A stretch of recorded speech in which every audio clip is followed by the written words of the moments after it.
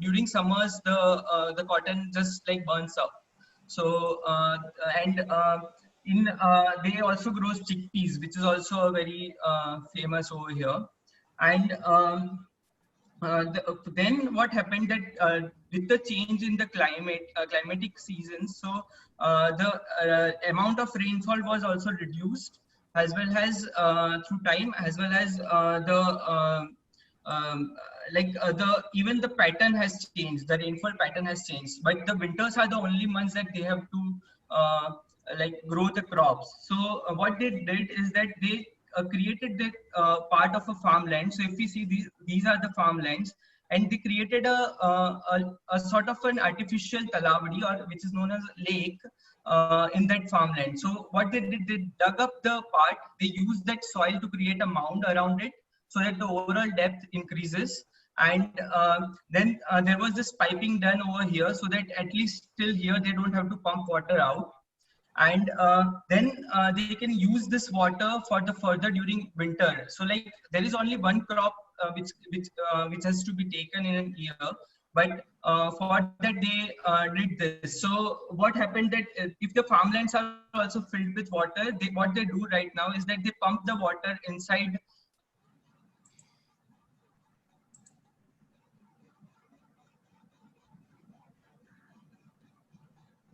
Have we lost him? The sound.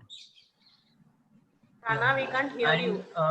Then the other common pattern which was there was the crop rotation. So like one farm cannot have a single crop grown for two simultaneous years. So they did that also. So if we see this, these are some Google Earth images of the area. Yeah. So here this was in around 2001, this image. So there were no talavadis over here. And then these are the talavadis that have started emerging. It was this one which was made first. And then there were these two talavadis. Now there so this talavadi, there is this fourth talavadi over here. And this practice started prevailing. And what has its cultural implications was that because the society is an agricultural society, and the rains are the only source of water, so there is this one particular cultural practice which is being performed during Raksha Bandhan over there. So there is this temple of one deity which is known as a Kheli Ambe, and she is considered to be looking after the village and the villagers. So what they did is that there are these 4 young children of the village who was to come up with 4 empty pots, and these 4 empty pots are considered to be the 4 months of the monsoon. So because they want enough amount of rain, so from here they carry these pots on their heads, and they dive into the lake which is nearby. So this was the lake, and they dive into the lake and fill these pots up, and then they come back to this particular place. So by the time they come back, there is this tool of farming which is known as herd. Herd is kept over there. So what they have to do is they circle around this tool for 4 times, and then they break these pots on the tool. So it is that the time has come to use this tool, and they are cleaning it up. And there is also a mythical part to it, where it is considered that the broken parts of these pots, the villagers actually take them to their houses, and they keep them in the granaries, so that the granaries are said to be remain full throughout the year because of this. So this is what I'm taking for 2A. I'm doing for 2A. Fascinating. This I only knew about Bhalna Gaon, because it's one of those few varieties of wheat which are grown um, using only the water which is available in the soil. If you dig further, then you get salt water, so you don't dig so much. And the wet soil contains some water. That gives a very hard variety of wheat, a good variety, an excellent variety of wheat. So now there is a very interesting paradigm here.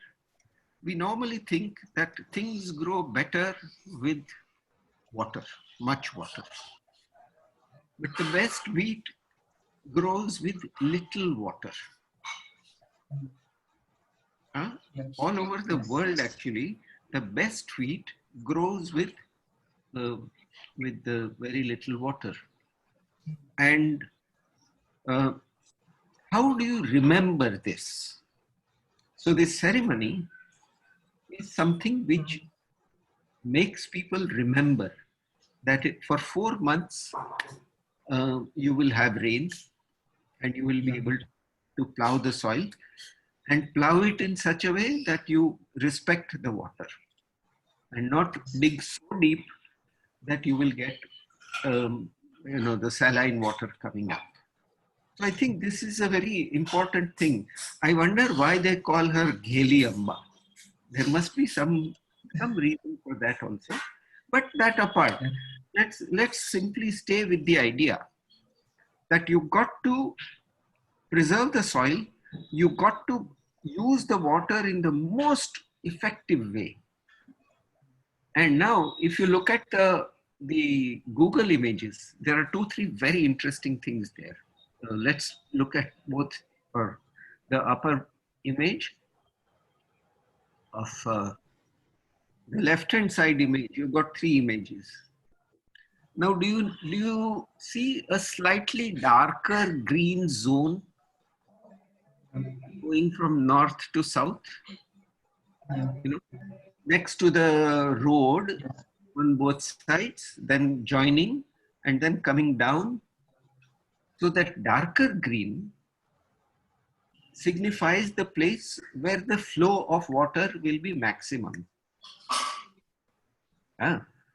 Now, in relation to that, you see the farm layouts. There will be also, because the land floods so much, village has to be built on high ground.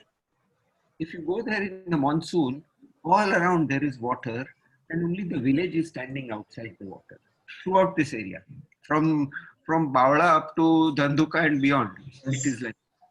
So the amount of land available for the village for residential purposes is very tight.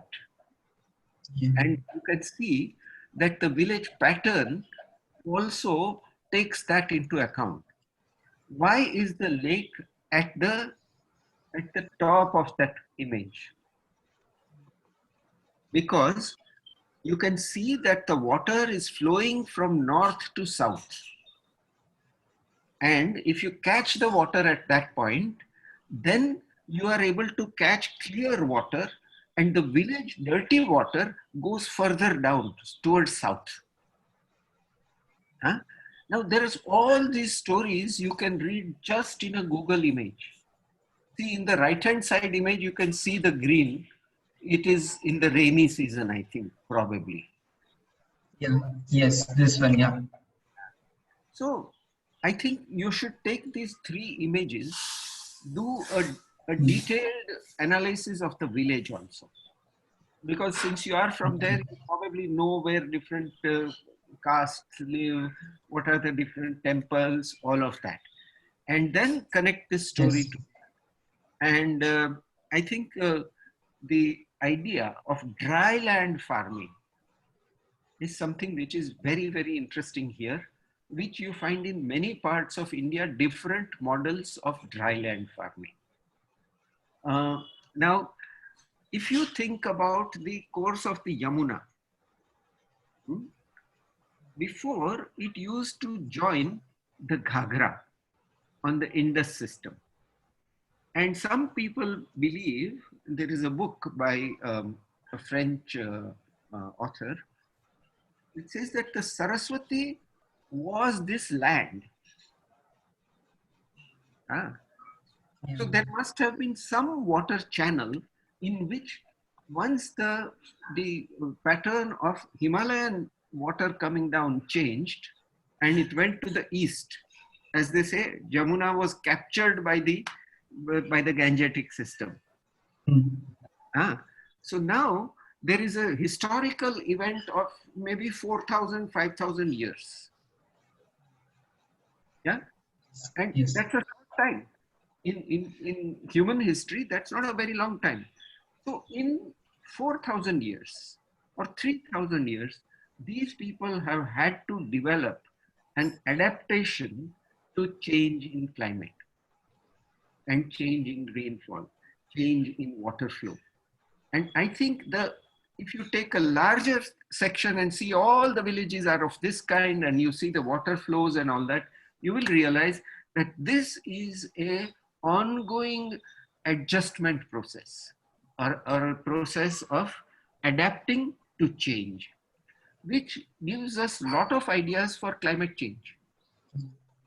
And this will occur in many parts of the world. So if we look at this area, then we are able to bring out certain propositions. So I think you should do that. Okay.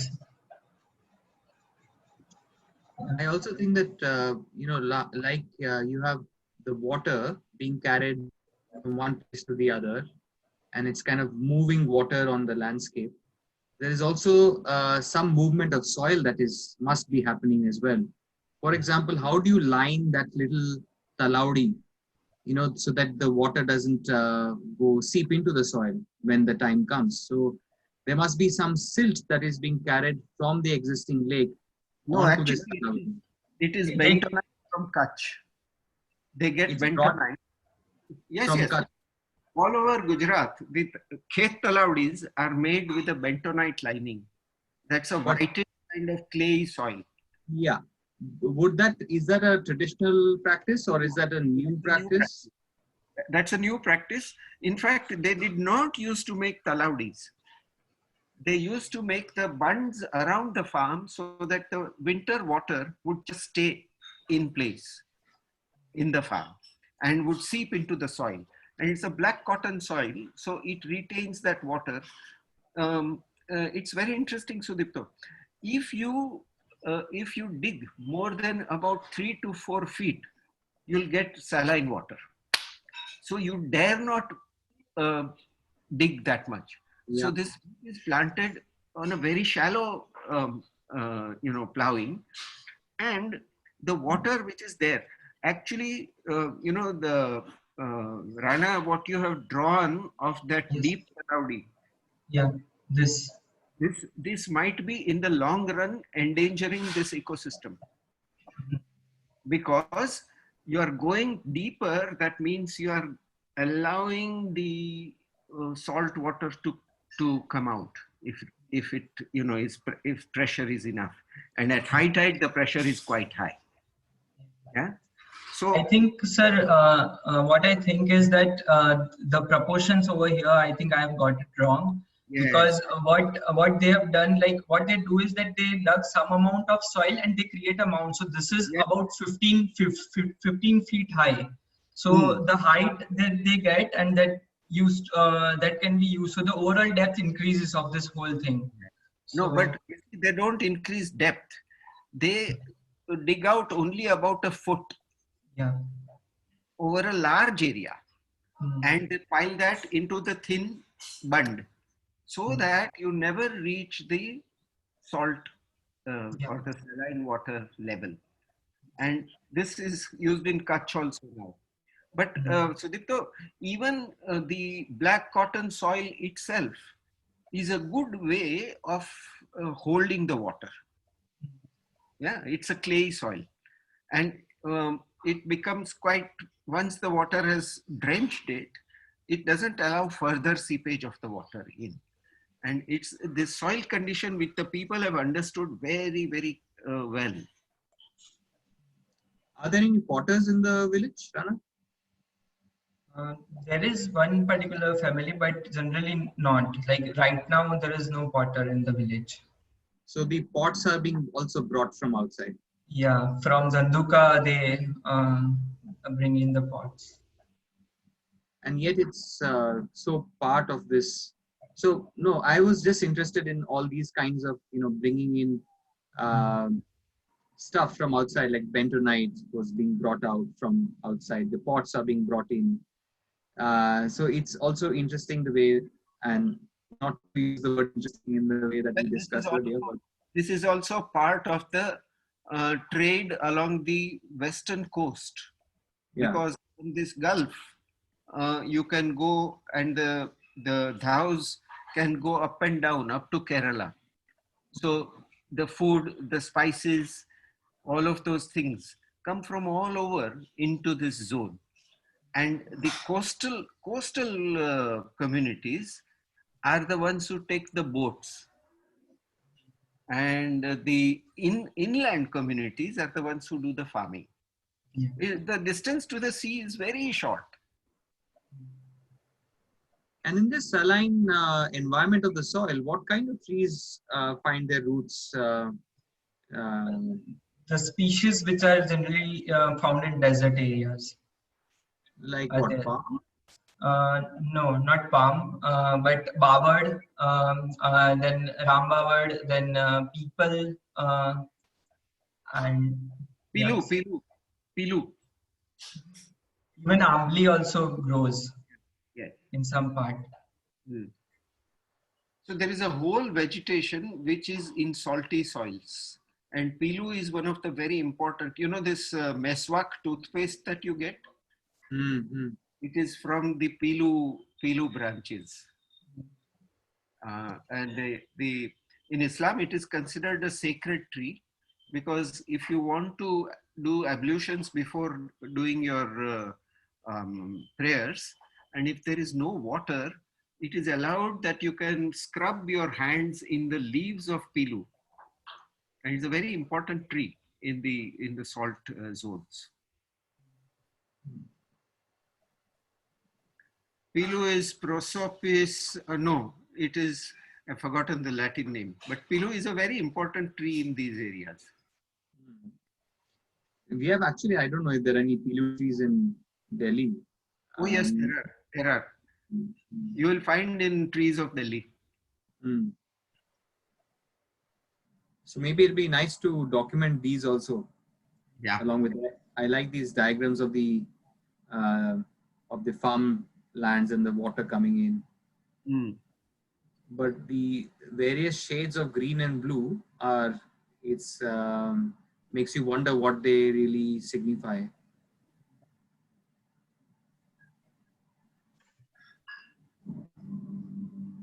But they're interesting. Blue is showing the Talaudis, and the green is the farm. And then there are, as if there are gradations of something.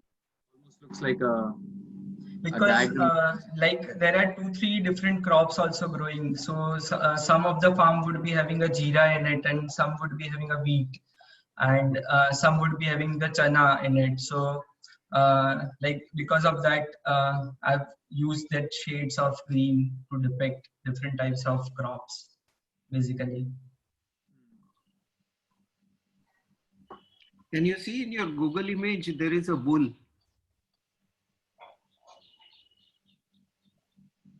It is like can you see?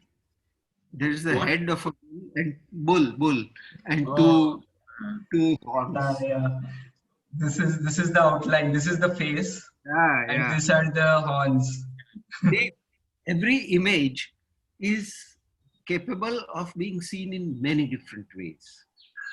And the more you do that, the more you start understanding things. This is not a useful interpretation, but it is a fun interpretation which releases energy. Yeah. So keep fooling around with these things. Also, there is something is happening here. This dark patch here, which is also there. Yeah, that's what I was telling about. That's the normal drainage channel of water. Yeah. and then the green one looks like where it's the main primary drainage channel. Hmm.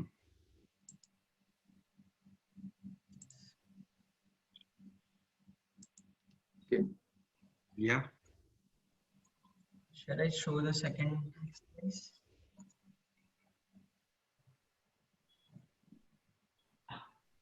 So for second exercise, what I've done is I've taken the practice of making of matani pachadi, and so for that, what I did was like one of the tasks was to like actually do that practice. And there is a small video which I would like to show, like I am doing that practice and what then I will talk about more.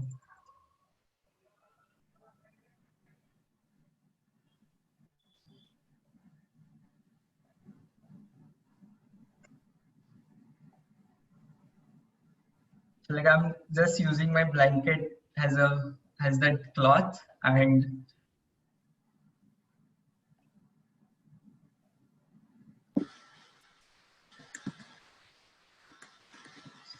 so like there are just different postures um, that are there while doing this painting on the fabric. So this is one of the postures.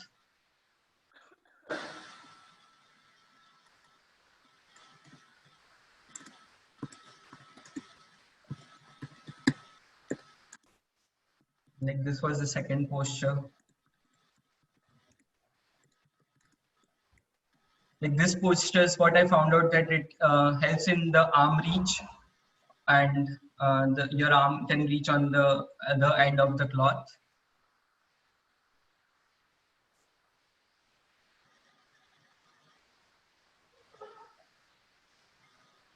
And then this posture is mainly used for the part which is accessible on the bottom part.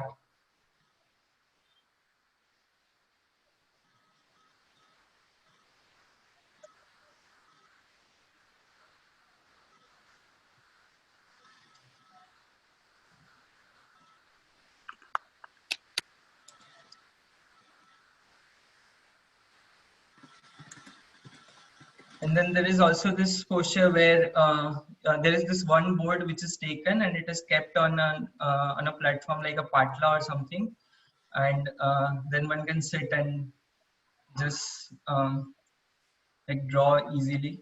So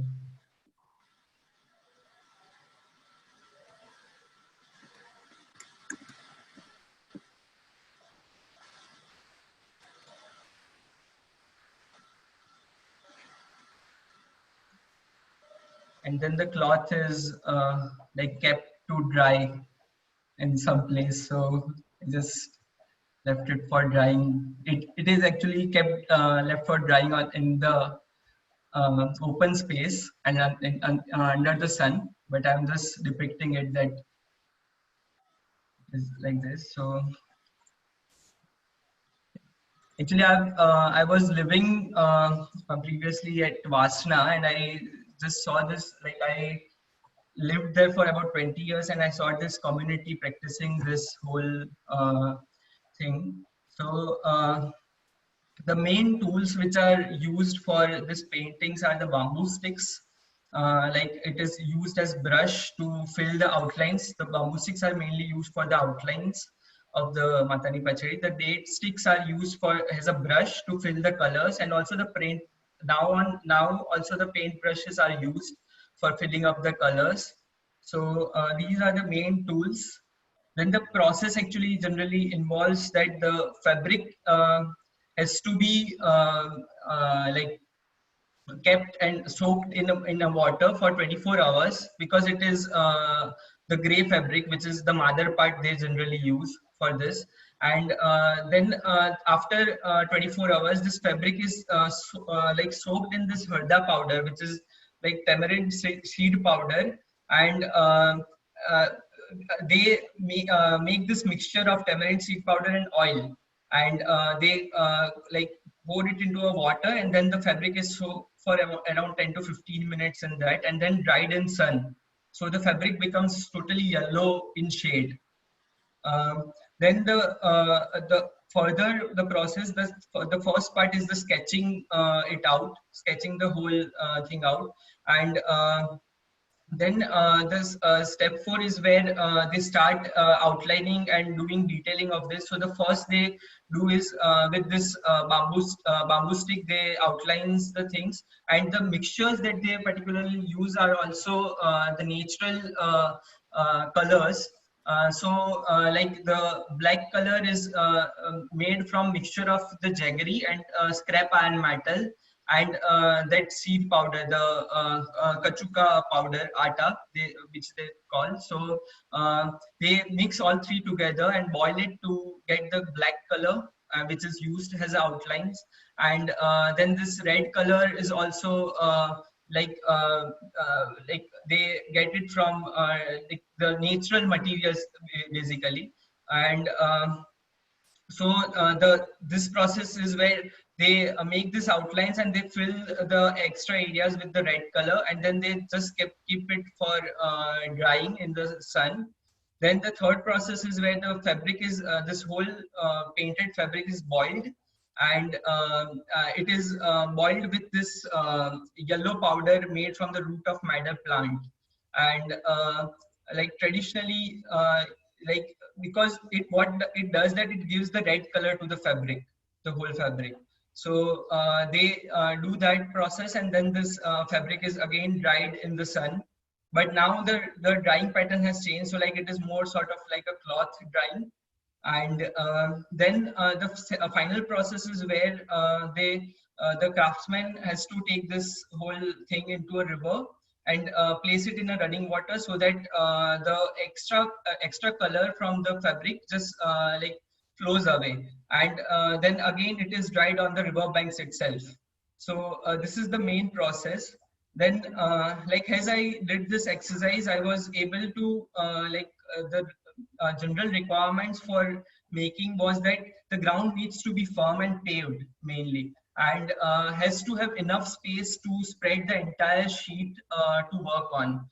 And also, like there are generally 2 to 4 people working together on one fabric.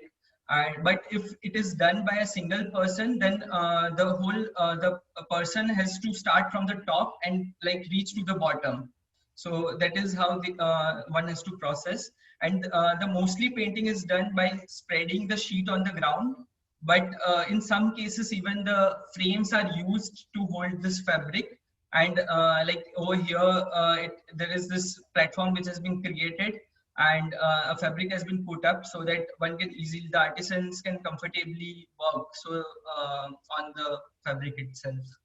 So this is how I'm going for the second exercise, like the 2B.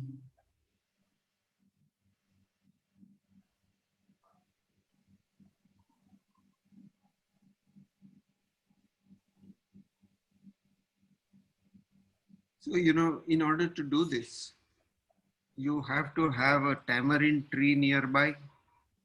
Then you have to have a river nearby.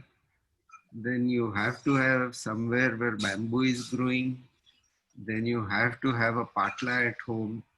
Then you have to have. So, what I'm very fascinated by is the fact that the environment itself gives the support to the tools, or the tools are coming out of the environment, the tools and the materials. So the only thing they buy is the cotton, which they would have bought, say, from a weaver somewhere in a nearby village or maybe in the same village. But everything else is something that they collect. And I think this, you should make a sort of a process plan which shows what you have to go and collect and where you have to go and treat the thing and where you have to actually paint it. Also, there is a different way in which the day is used. There will be time when you paint. There will be time when you cook. There will be time when you go and do some other work. So this is interwoven into the life pattern of in terms of time. So that also, then there will be age groups. Like this grandmother is showing that boy how to do things. And there will be a kind of a knowledge sharing process which is happening. So all these factors you can bring into the practice as something which collects the whole understanding of life. Of course, they have to know the stories which they are painting. And they have to know what that god or goddess or king or queen or whatever looks like. They have to know what a bull looks like. They have to know what a camel looks like. They have to know what a dhaja looks like. All those things they have to know. And that too is a kind of a knowledge transmission which is occurring continuously. There are no books for learning this. But the very life is the learning it. That's why you had to stay for so many years in Varsana and look at what they were doing.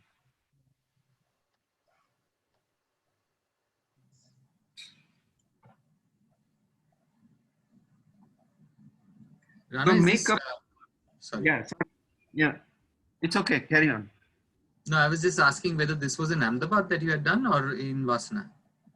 Vasana is, sorry. Vasana is in Ahmedabad itself. Ahmedabad, but I'm saying this is in Ahmedabad, right? Because I saw the river banks were. Yeah.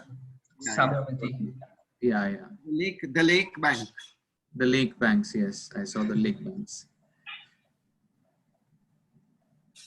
So this practice still continues here. Yes. And apart from this, where else does it happen in Gujarat? That I will have to find out. No, it's mainly Rajasthan actually. It happens in Rajasthan, and many of those people have come to Ahmedabad because there is a big demand for these things in and around. I mean, tourists come, they buy, and so on. So many craftspeople have come from Rajasthan also. But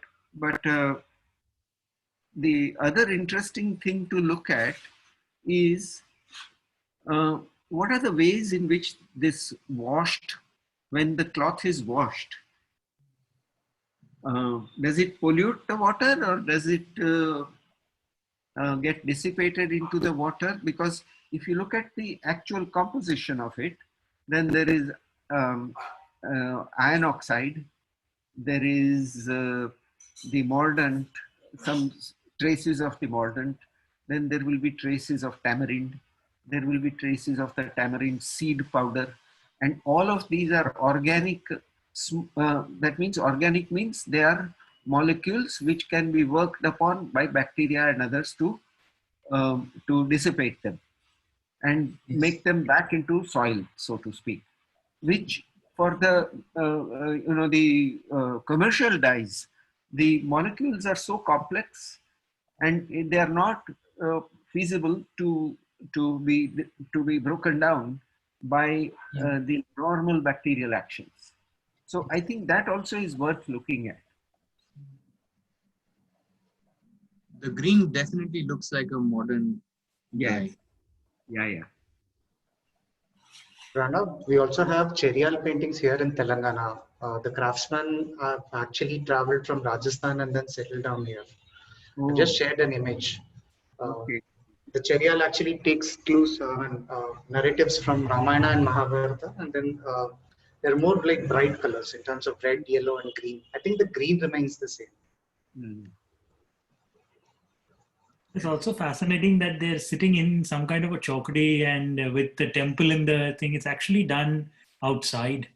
And there is a whole understanding of use of space and respect to what's being done. And also it's sort of sitting right next to those tiles which are half broken. And there is a beautiful setting where they're doing it as well. And that Rana, the last poster that you showed also is automatically happening here, where they have sort of a plinth where someone can sit down and they can do the detail in the corner too. So pura wo topography has allowed for them to do all kinds of postures here, I feel. It's fantastic the way they've sort of taken up that space. to do this. In terms of an art form, is it different from Pichwai, and how different is it? The Pichwai also uses gold, for example. It is more compared with Kalamkari art form, and like like there is this. When I was reading about it more, then I was able to find connections between both of them. So it was there. So the name shows certain relations. Pachedi is a cloth that a woman uses to like a part sari. It's not a full sari. Pachedi is a half sari, so to speak. And Pichwai comes from the same root. So that in both cases, it is a story which is told on a cloth which can actually be considered similar to something which is worn. And that imagination that this is worn by the goddess, Matani Pachedi, is something which is a very important part of the whole thought process about this. In Pichwai, the stories are also somehow different, but they are more to do with valor and courage and fighting. Here it is more to do with the goddess.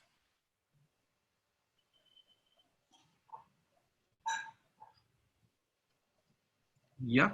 There's a lot of Kalamkari work that happens in Delhi, which I'm sure is coming from other states.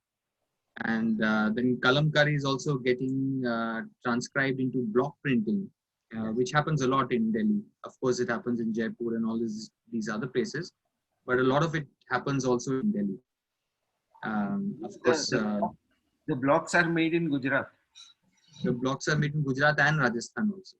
Yes, but quite a few come from Pethapur, which is near my Alua home.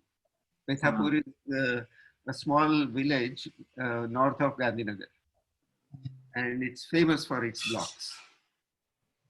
But I wonder if the dyes are perhaps a common thread through all of these forms. Yes, through right much up to Andhra Pradesh, I can see that there is a common understanding about vegetable dyes, and this somebody with more knowledge could tell us, somebody at NID or at Khamir or something like that. But I'm sure there are connections. Also, the nomads have been moving across. The Kutchi Maldharis, they go from Kutch and they've been found all the way up to Andhra Pradesh and Maharashtra, North Maharashtra, with their cattle. So it means there must have been links across. And the fact that Pingali or Praveen says that they came from Rajasthan is, I think, a very interesting thought. So, one of the things that this tells us is that from the very resource-stressed areas, you get a lot of skill developing because you have to find something to do to make a living. Then those people spread, because where there is more, things in plenty, people will be able to buy such things or pay for those services. So you can see that all over from Rajasthan, people have gone all over India. From Kutch, people have gone all over India. And it is from these dry spaces where they first developed the tenacity to survive in life. So that's also another aspect, I think, that the geography and the practice tells us, that the practice is developed so acute and there are secrets of it which nobody else knows, that they are then able to make an absolutely reasonable living wherever they go.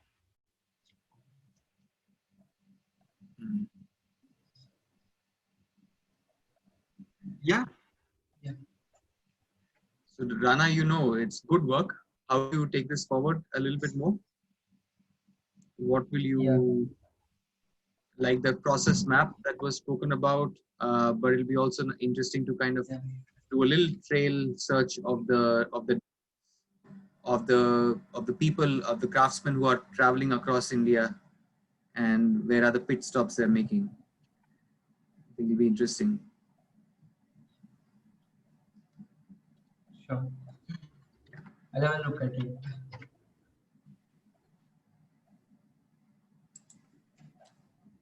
Who would like to go next? Thank you, sir. Thank you.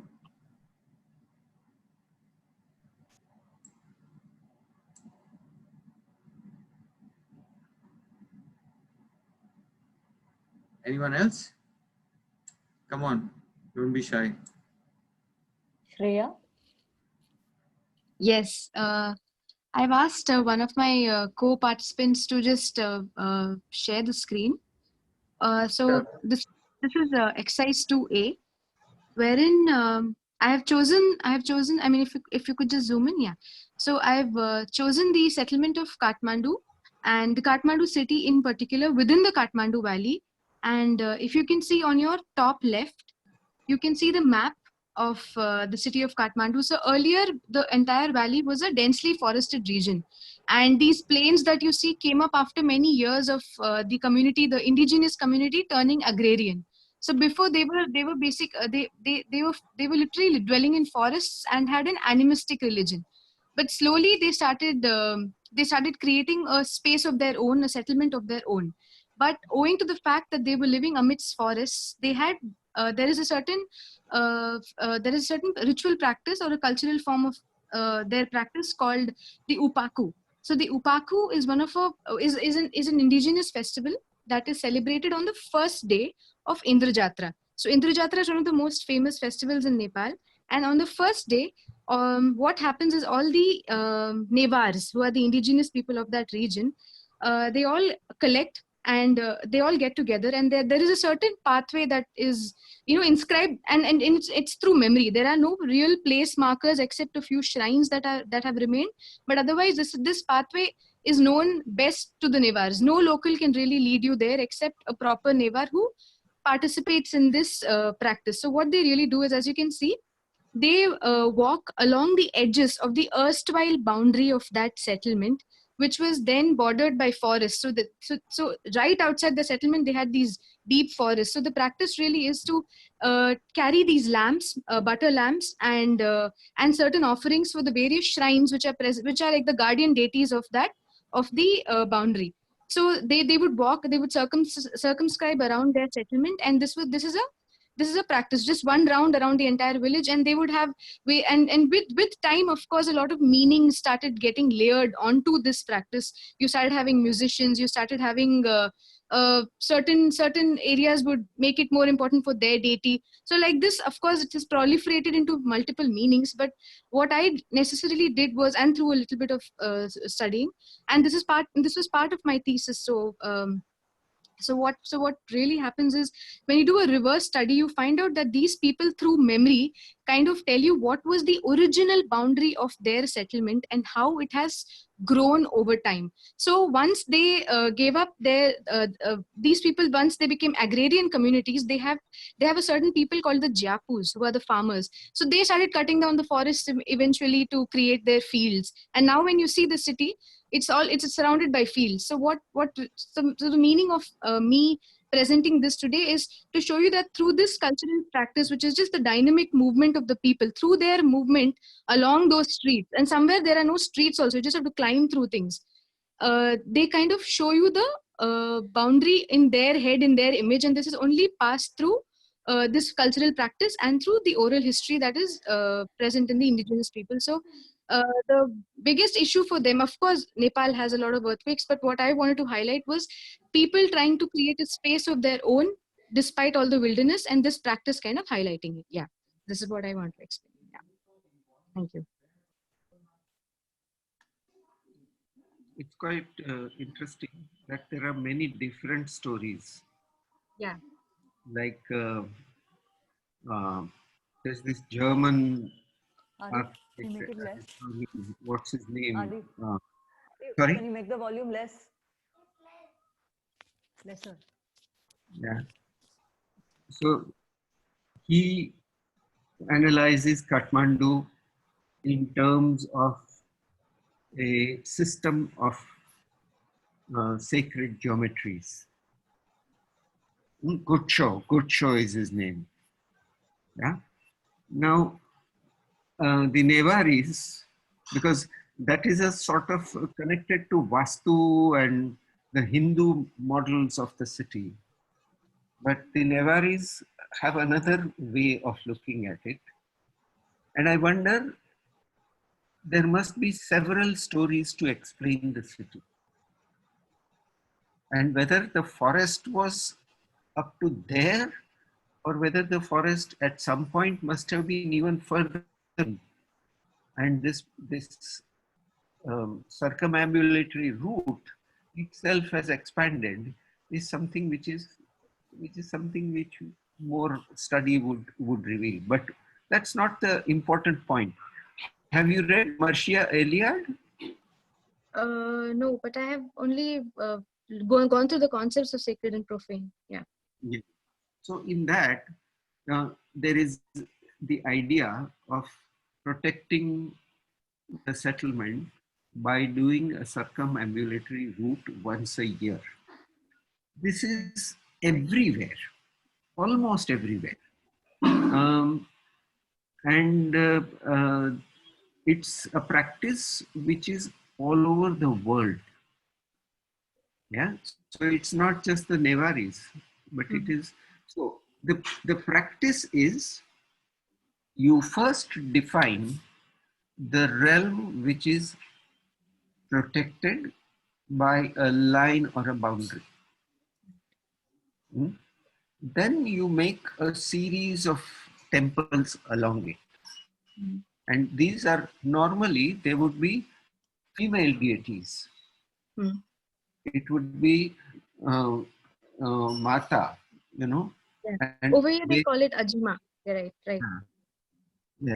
So it will, they are the ones who protect. The male deities will be either completely at the center of the town, like Vishnu in the Hindu system. The Vishnu will be always in the center of the town because he is wealth, he is organization, all of those things. Whereas Shiva will be outside the town because he's too wild to keep inside the town. So the wild has a certain usefulness and meaning. But the mother protects the home. For human life to survive, there is a need for it to be sheltered in a certain way because humans are weak, just as babies have to be protected.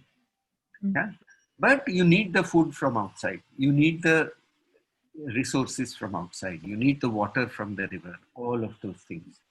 So this route is, but the route should also be seen in relation to the actual layout of the city. It might be quite interesting. I can see that there are two major streets, roughly at right angles. Yes. And the Darbar Square is probably at the intersection. At the center, yes. Yeah? Yes. So the boundary road is related to, so the entire system brings together many different kinds of belief systems. Hinduism, the Nevari worship.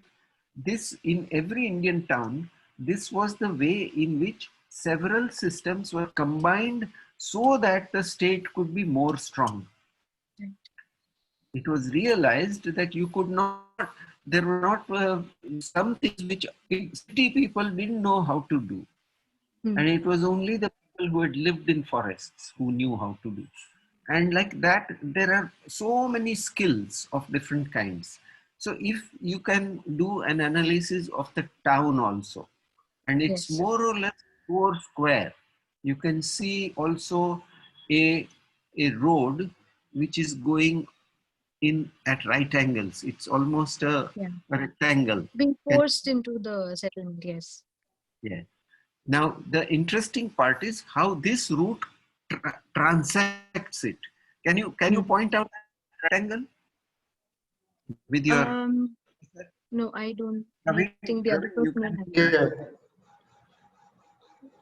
have. Yeah. Which area? there is one rectangle. Um, yes, go like that. Yes, no, no, no. Go down further. Okay. Yeah, that. No, not all the way. Not all This the one. way. Yeah. No, no, no, no.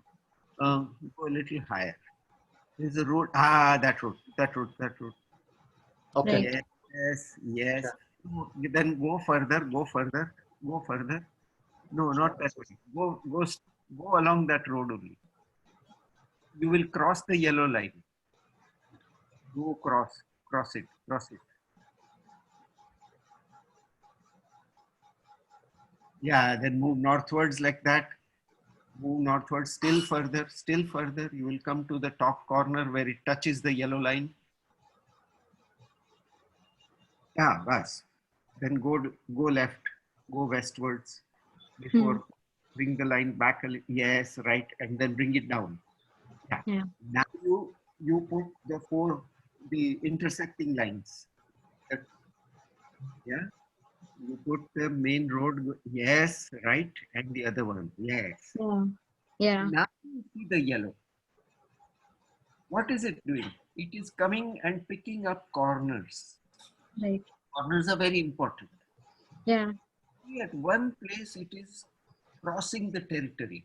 It might be very interesting to see what is the topography there, which didn't allow the rectangle to be completed. Yes. Is it like that? Is the hill really becoming very steep there, so that the town had to have one corner cut out? Or was it that simply this route has now become like that? Earlier, it might have gone round. Right. Yeah. So these are the kinds of things that you can start reading into this, both the practice and the system of society which supported such practices. There are two practices superimposed. One is the rectangle, and the two roads crossing is the system of the state everywhere, since Roman times or before Roman times even. The Cardo and the Deciminus, which was, and the city wall or the city external road. Right. And then the system of protecting deities, the protecting mother goddesses all around. So now you start getting a very interesting picture of the interdependence of the ruling classes and the classes who were in the forests. Right. And you start seeing a multi-dimensional social system visible in the plan of this and in the practices that are done there. Yes. So I think you should also study the practices which are done in Darbar Square along the top, the two roads and that rectangle. There must be some practices.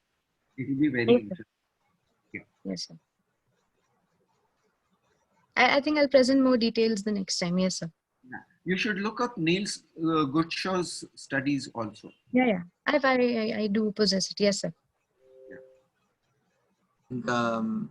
Kevin Lynch would have us believe that legibility can only be given to cities through form making in urban form. But legibility is also provided by ritual movement and a cognitive understanding of the city through movement, which is given and reinforced through rituals and through practices like this. Yes. Sudipto, that is why in societies where the practice is more important than the form, you will find that language is used in a different way. The way we intone, the way we deflect sounds is something which is coming from an oral system. And the sort of geometric and the written systems, they have a different way of organizing. Now these two systems are mostly, they are supplementary to each other. So Lynch is only looking at one part of it, but he doesn't look at the subcultures. And for example, the same city, Philadelphia, which he takes, And if you took the subcultures of Philadelphia, say you are a black in Philadelphia, you would draw a different model drawing of Philadelphia. So the system of clarity is a system which is always sought after by the state, because they have to control people. And the system of events and of practices is always the weak people's system. And in our project also, this will be one question which will keep on coming up. Which part of it is belonging to the idea of the power, and which part of it is belonging to the idea of association, of creation of stories? And I think this is a very interesting point that you brought up. Yes. Thank you, sir. Thank you, Shreya.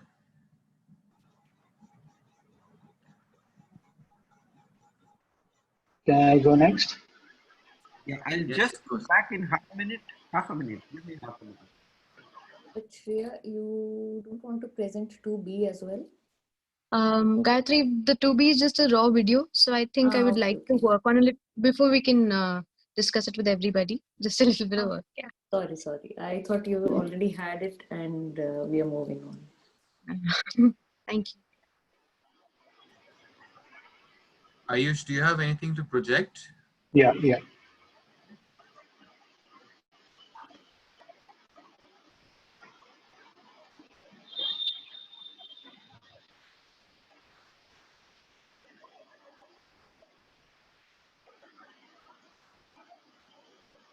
Can you see my screen? Yes, we can see your screen. Let's wait till Professor Chai gets back, please. Yeah. If you can zoom it a little bit, Yeah. that'd be nice.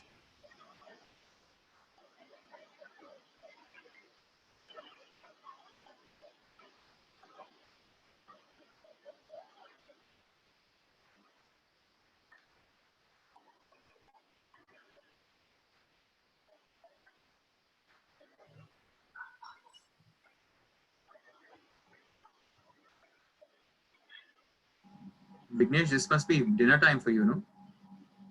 Or past dinner time. Yeah, this is post dinner time where I'm belly full and in the zone generally. No, I just wanted to say that 3 speakers are going to talk about language.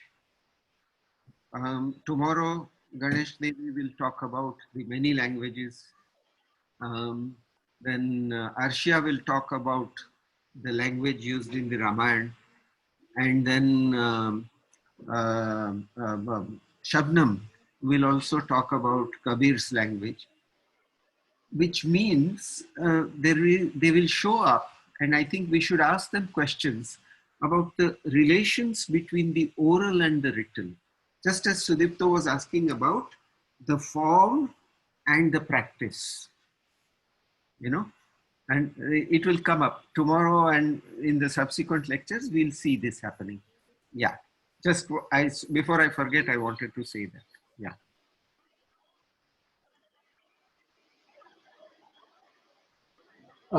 Yeah. So I was looking at the geography of one of the villages that I live close to. So this is like one definition which I've based my exercise upon, which says that geography is the study of places and relationships between people and their environments. And this is just the Google map of that. And what I've done for my exercise is like I've traced down 3 different maps from 3 different times of this place. So it starts from the 1800s, and then there's one from 1900s, and then the last one is the current time period.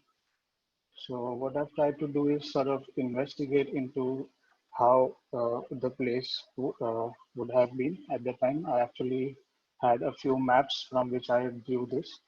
So these are not completely imaginary drawings. So there is some sort of reference to it.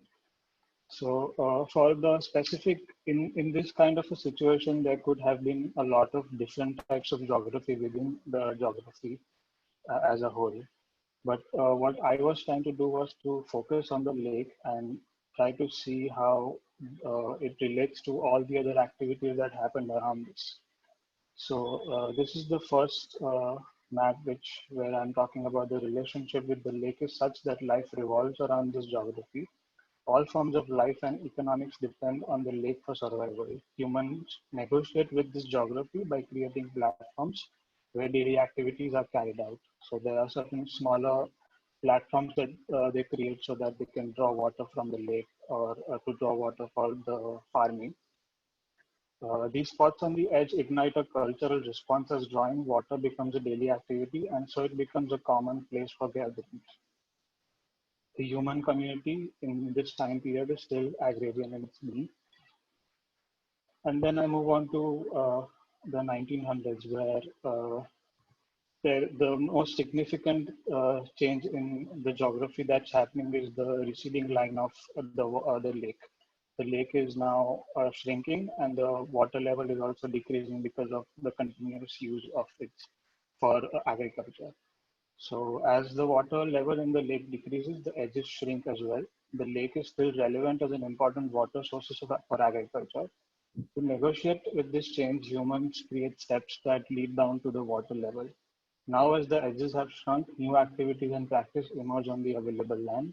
So, as the edges also shrink, there's available land. So they start building temples and shops, and then to draw water, which is now deeper, they have to create more steps and everything. So the dependence on the lake is slowly decreasing, and so we also see the emergence of wells for domestic use and water. So there are certain points where they start making these wells to sort of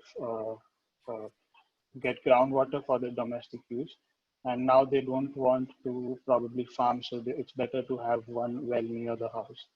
And we also see the emergence of new economic activities like this one in here.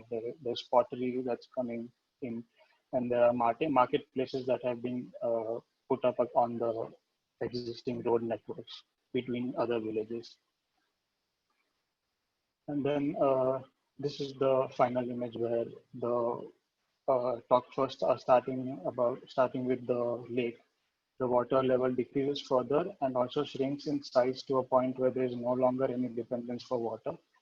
There is an emergence of boundary as a tool of demarcating areas and activities, and that is the highlight of this time period.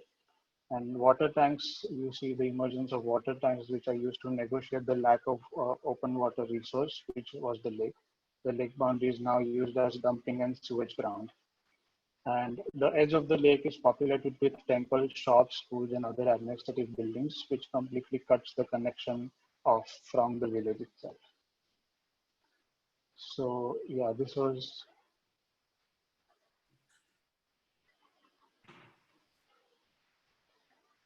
And on what basis are you doing this?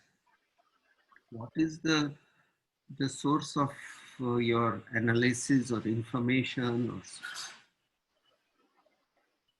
So yeah, like I said, that I wanted to see how the. No, I'm saying that you said 3 stages.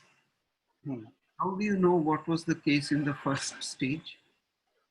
No, I actually had a few maps of this area. I would like to see them. Yeah, sure.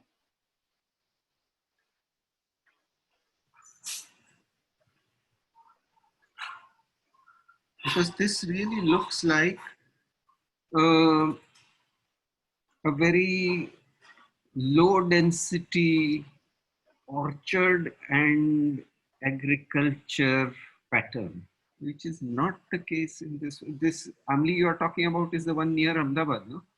Yeah.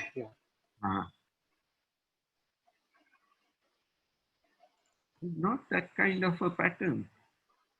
For example, the idea of wells is a very ancient idea because the water in the lake would not be clean enough to drink. You would wash vessels there, Animals would also use it. And it is the well which is the clean water. Drinking water is always from the well in this part of the world.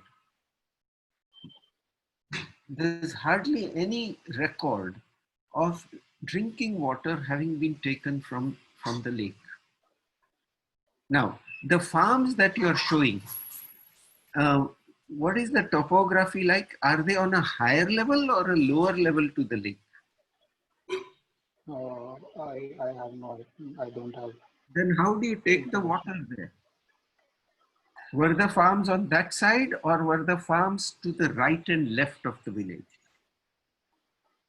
I think you have to look at a Google image very, very carefully. The general pattern in Ahmedabad was that the flow of water was from north to south parallel to the Sabarmati. The topography was north to south. So on the southern, where there was a slight flattening of the landscape, on the southern side you would build an earth embankment and catch the water which was flowing in from the north. And from that you would be able to take some water to vegetable patches on the two sides, because the land was then sloping down again. And if you see a Google image of Ahmedabad, even now, you can observe that pattern. So the agriculture which you are showing north of the lake, it would not be there. There would be a patch of the trees which grow in water. That would be the Gochar land. There would be Acacia nilotica, there would be Kesudo, there would be all such things. And at Amli, it is very clear that that is the case. So, and then the village is built very dense. You have such well-behaved cows that they are staying away from the houses. Never is the case like that. The cow is such a valuable animal that you keep her right there near your house. And it is only there is a route which the cow will traverse to go and feed during the day, and that route is fixed. So I think you have to understand the practices much more and the land much more. This is a set of imaginary drawings which do not, in my view, are not faithful to the topography nor to the practices of this part of the world.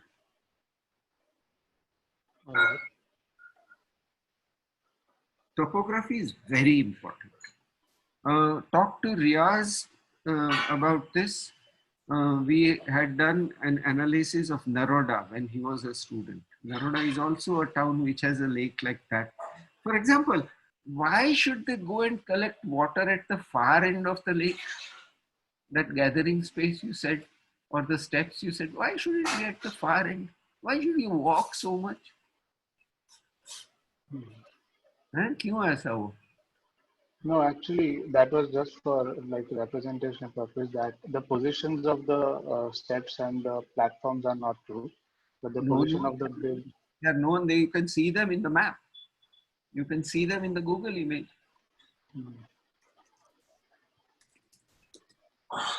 See, water was a dangerous thing. Today we look at it as a nice lake and so quiet and lots of birds and all that. That was the place of wild things, snakes, so many things. Yeah, and all the village dirty water was also going into the lake. And so, you know, the only temples which were built along the lake, which were the temples? Who sits there? Only the Devis can sit there and shiv. The rest all retreat into the village. Especially Vishnu. Vishnu is the guy who loves laddus and all that kind of thing. is sitting right in the middle of the village, or the Derasar will be in the middle of the village. But the temples at the edge of the lake will be all Devi temples or Shiva temples, because it has a sense of not belonging to the human realm. And that is why the lake was thought to be somehow different from the village. Yeah? I suggest that you take a Google image and really go into analyzing this very, very carefully, and talk to Riaz. He will explain to you many of the things which I'm saying. Draw a section through and also you have to look at more villages around us in order to understand the connections of all this. If you look at the Amligam village itself, I think the road patterns will give you a lot of hints to the topography. It's quite clear that it's just kind of a mound of some kind as well. So also the caste distribution. For example, in Naroda we found that at the center would be the higher castes and the Jains, and at the edges would be the Harijans, and the Dalits would be at the edge. So, because the lake was supposed to be like, not, and the main temple was in the center on the highest point, and where the Brahmins and Banyas and all those people were living. Yeah? This also is part of the idea. This, you said there are no boundaries at this stage. Are you sure? Even in Harappa, they had boundaries. Yeah? In Harappa, they clearly laid out a grid, and Dholavira. So the idea of, there are two kinds of land in the Indian village. One is owned land, which has well-defined boundaries to the last inch. You try to take 1 foot from somebody next door neighbors and there'll be a fight like really bad. Yeah? And then there is commons. The commons are the lands which are such that you can't use them for agriculture. And so there is a whole history of the different kinds of land. So there are bounded lands and unbounded commons. But there are rules even for use of the unbounded commons. And lakes were part of the unbounded commons. I think there's also a concept of boundary which is not linked to ownership, but also how you connect yourself to nature. In a lot of temples, this is also going back to Shreya's discussion. In a lot of temple towns in Tamil Nadu, it happens that after a certain point, and where the most of the deities are, which are more animalistic, like what Shreya was saying, you treat animals differently. So if you found a snake, you will treat it completely differently than if you found a snake in your backyard. You know, if you found a tiger or a leopard or there, you will treat it in a different way. It's almost like you are going to their. So the boundary is also an establishing of what is outside and the respect to it, rather than also protecting what is inside. Especially in the indigenous culture, it happens quite a bit that you provide them respect by making the boundary. You know that it's their space that you're going into, rather than the protection from the inside, which is also happening at some point. Yeah. So there will be a sense of boundary anyway, with like going back to what Chayasa was saying. Okay, so further research required, yeah, and analysis of the actual topography, etc. Yeah.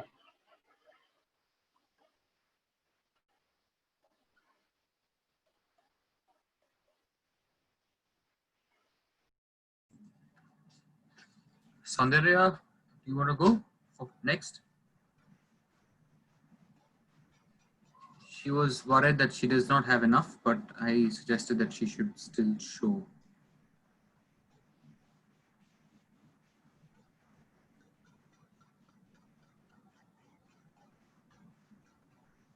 Anyone else?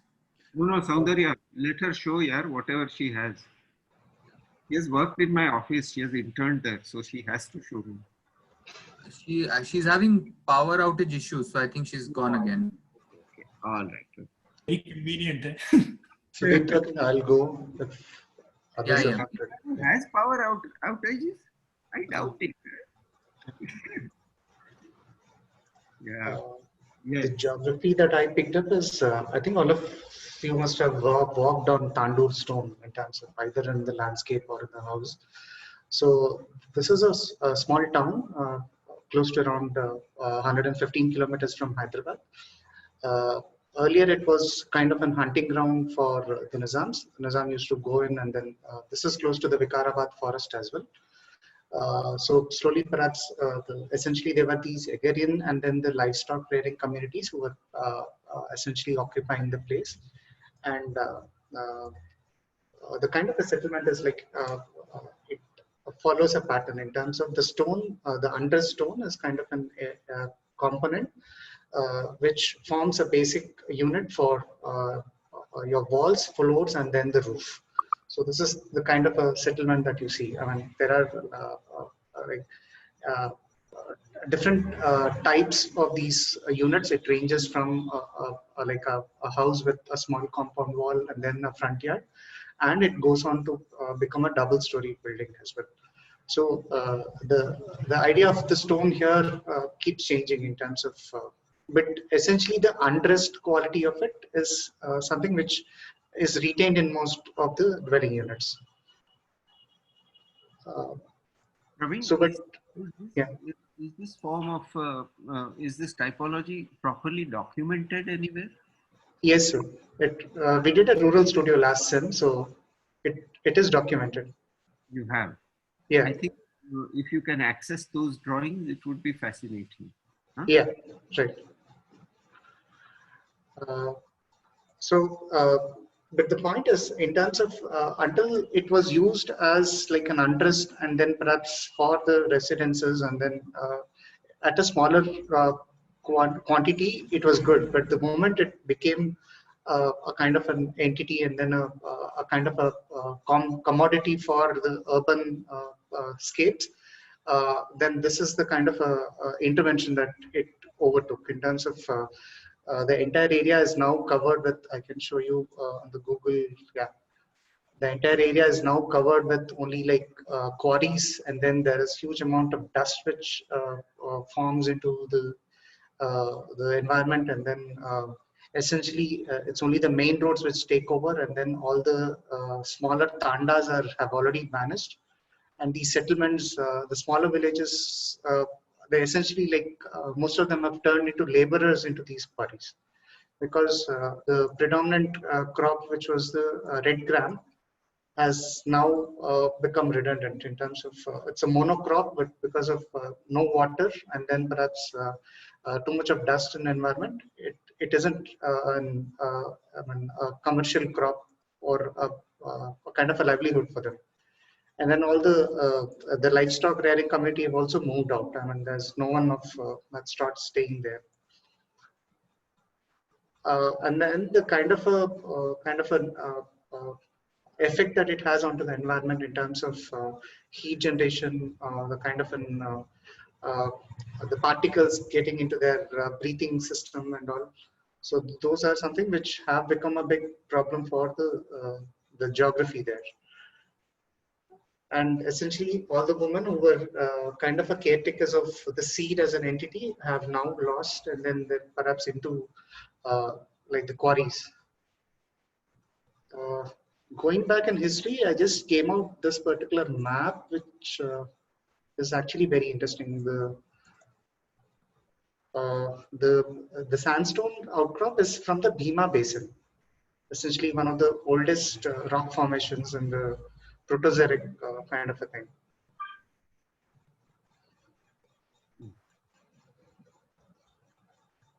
So I'm taking the idea of practice where a natural resource is untouched or like kind of a not refined to an order or an aesthetic. But the moment you turn it into an order, this is what it happens. So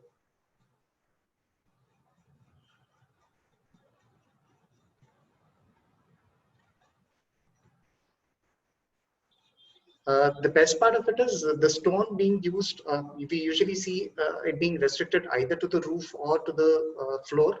But here is the wall, roof, and floor. For everything, the stone is used.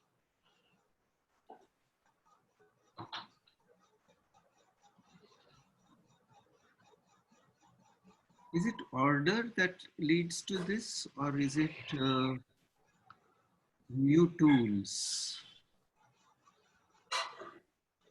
For example, transportation changes, the machines with which you can mine, that changes.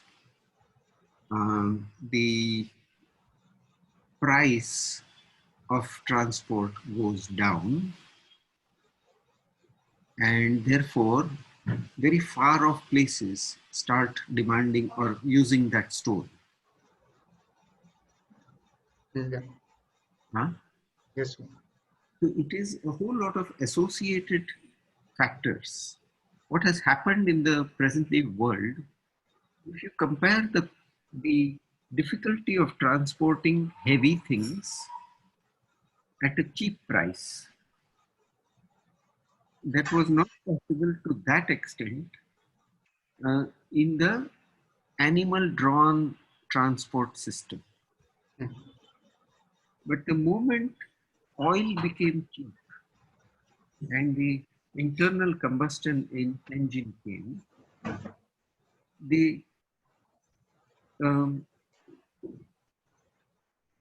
the cost of transportation reduced greatly.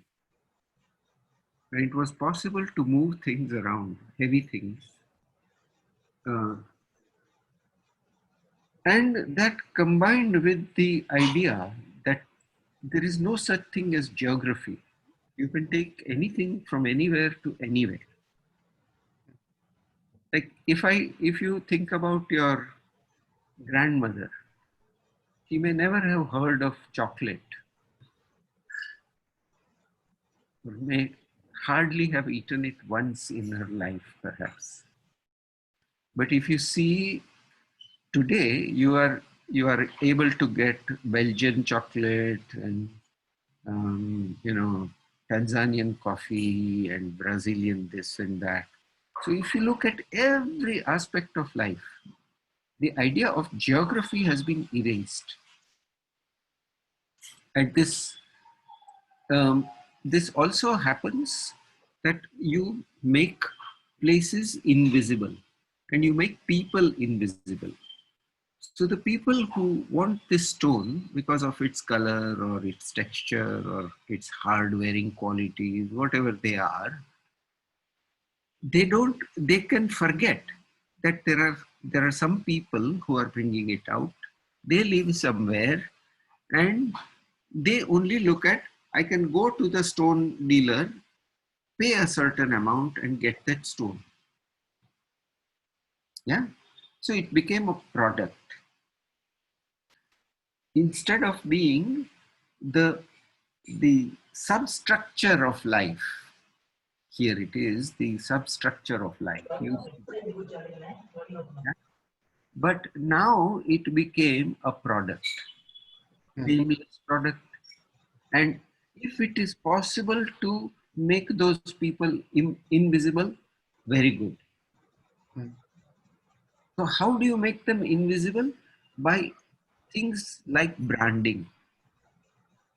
The whole industry of marketing is a way of making suffering people invisible and degrading environments invisible. You understand? Yeah. And that is the real issue. Is you have to look with this, you have to look at this village in a larger map. And you have to show how nobody knows about this village. It's the first time I ever heard about it. Yeah. Huh?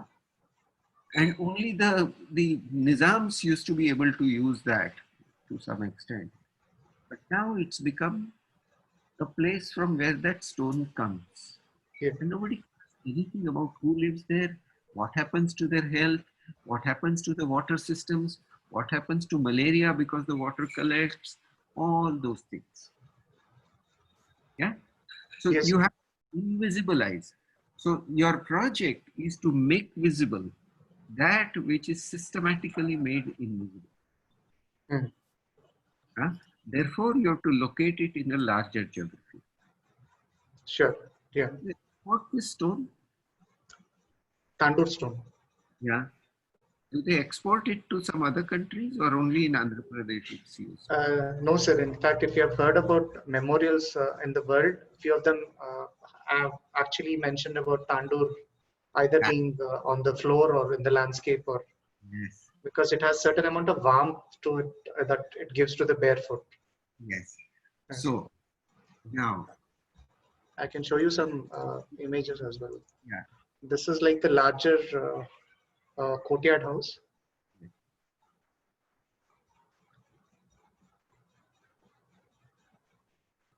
Kota is famous across North India. Yeah. Its tandoor Yeah. is for South India. Yeah. And this is called the Kittu Bhavanti, like the double-storied building in the village. And there are these essentially like. We are seeing your previous screen, Praveen. Yeah, once again. Yeah.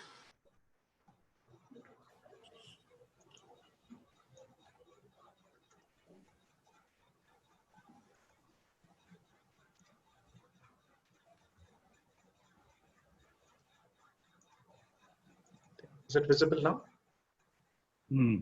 Yeah. Yeah, we see the folders, the images in the folder. Oh, okay.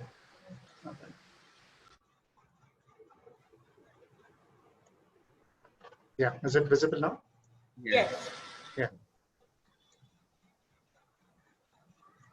No, in fact, most of the village has now turned empty because all the youngsters have moved on to the city. It's only the parents who stay there.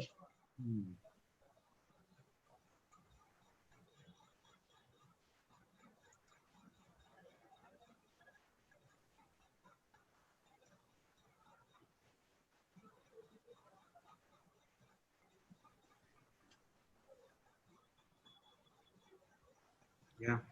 So I'll work on it. Yeah. Yeah.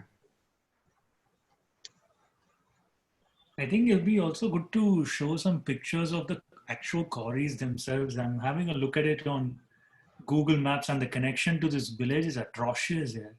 Yeah.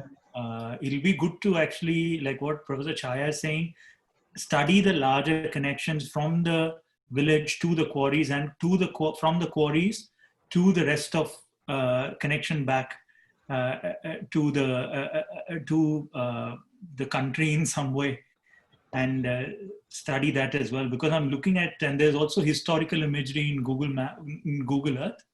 You can actually see how the whole quarry is. I just maybe quickly share my screen to show. How do I do that? Here.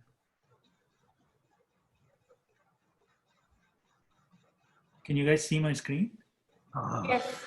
So that is the village, and there are three major quarries here, 1, 2, and 3.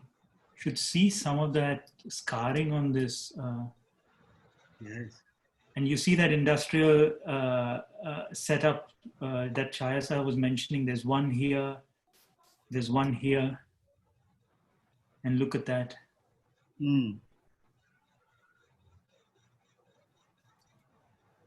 It might be interesting to get the names of the companies which own these and see whether there is a national, international, etc. kind of mafia which is doing all these things. Because they may have, these same people might be quarrying other stones in Karnataka, then in Rajasthan, same people, and maybe in Italy and Turkey. Italy not so much because the Italians got there first, but Romania, Turkey, all of those places. And this continues till Karnataka, sir. I think Kochur is again another place which has a similar identity. Very similar nature. See, this is of 1984.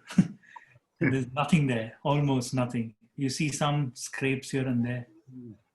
And it's fantastic. You can actually go back and study that. In 2005, you can still see 3 parts, but there's just one company here. I mean, one industrial setup. Yes. And then you will see suddenly here, there's one coming up here. So it's fascinating. There's a whole documentation available to you. Yeah. Anyway, very interesting.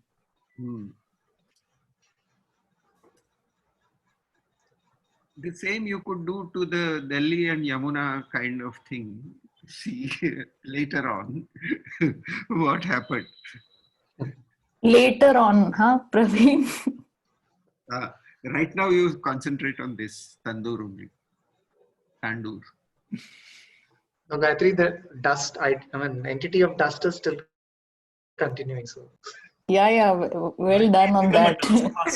I am very happy. No, madam, it is continuing.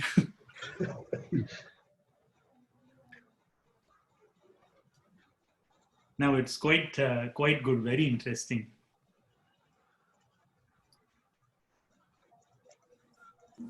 Soundarya, do you have a stable connection now? Yes, I'm here. One second.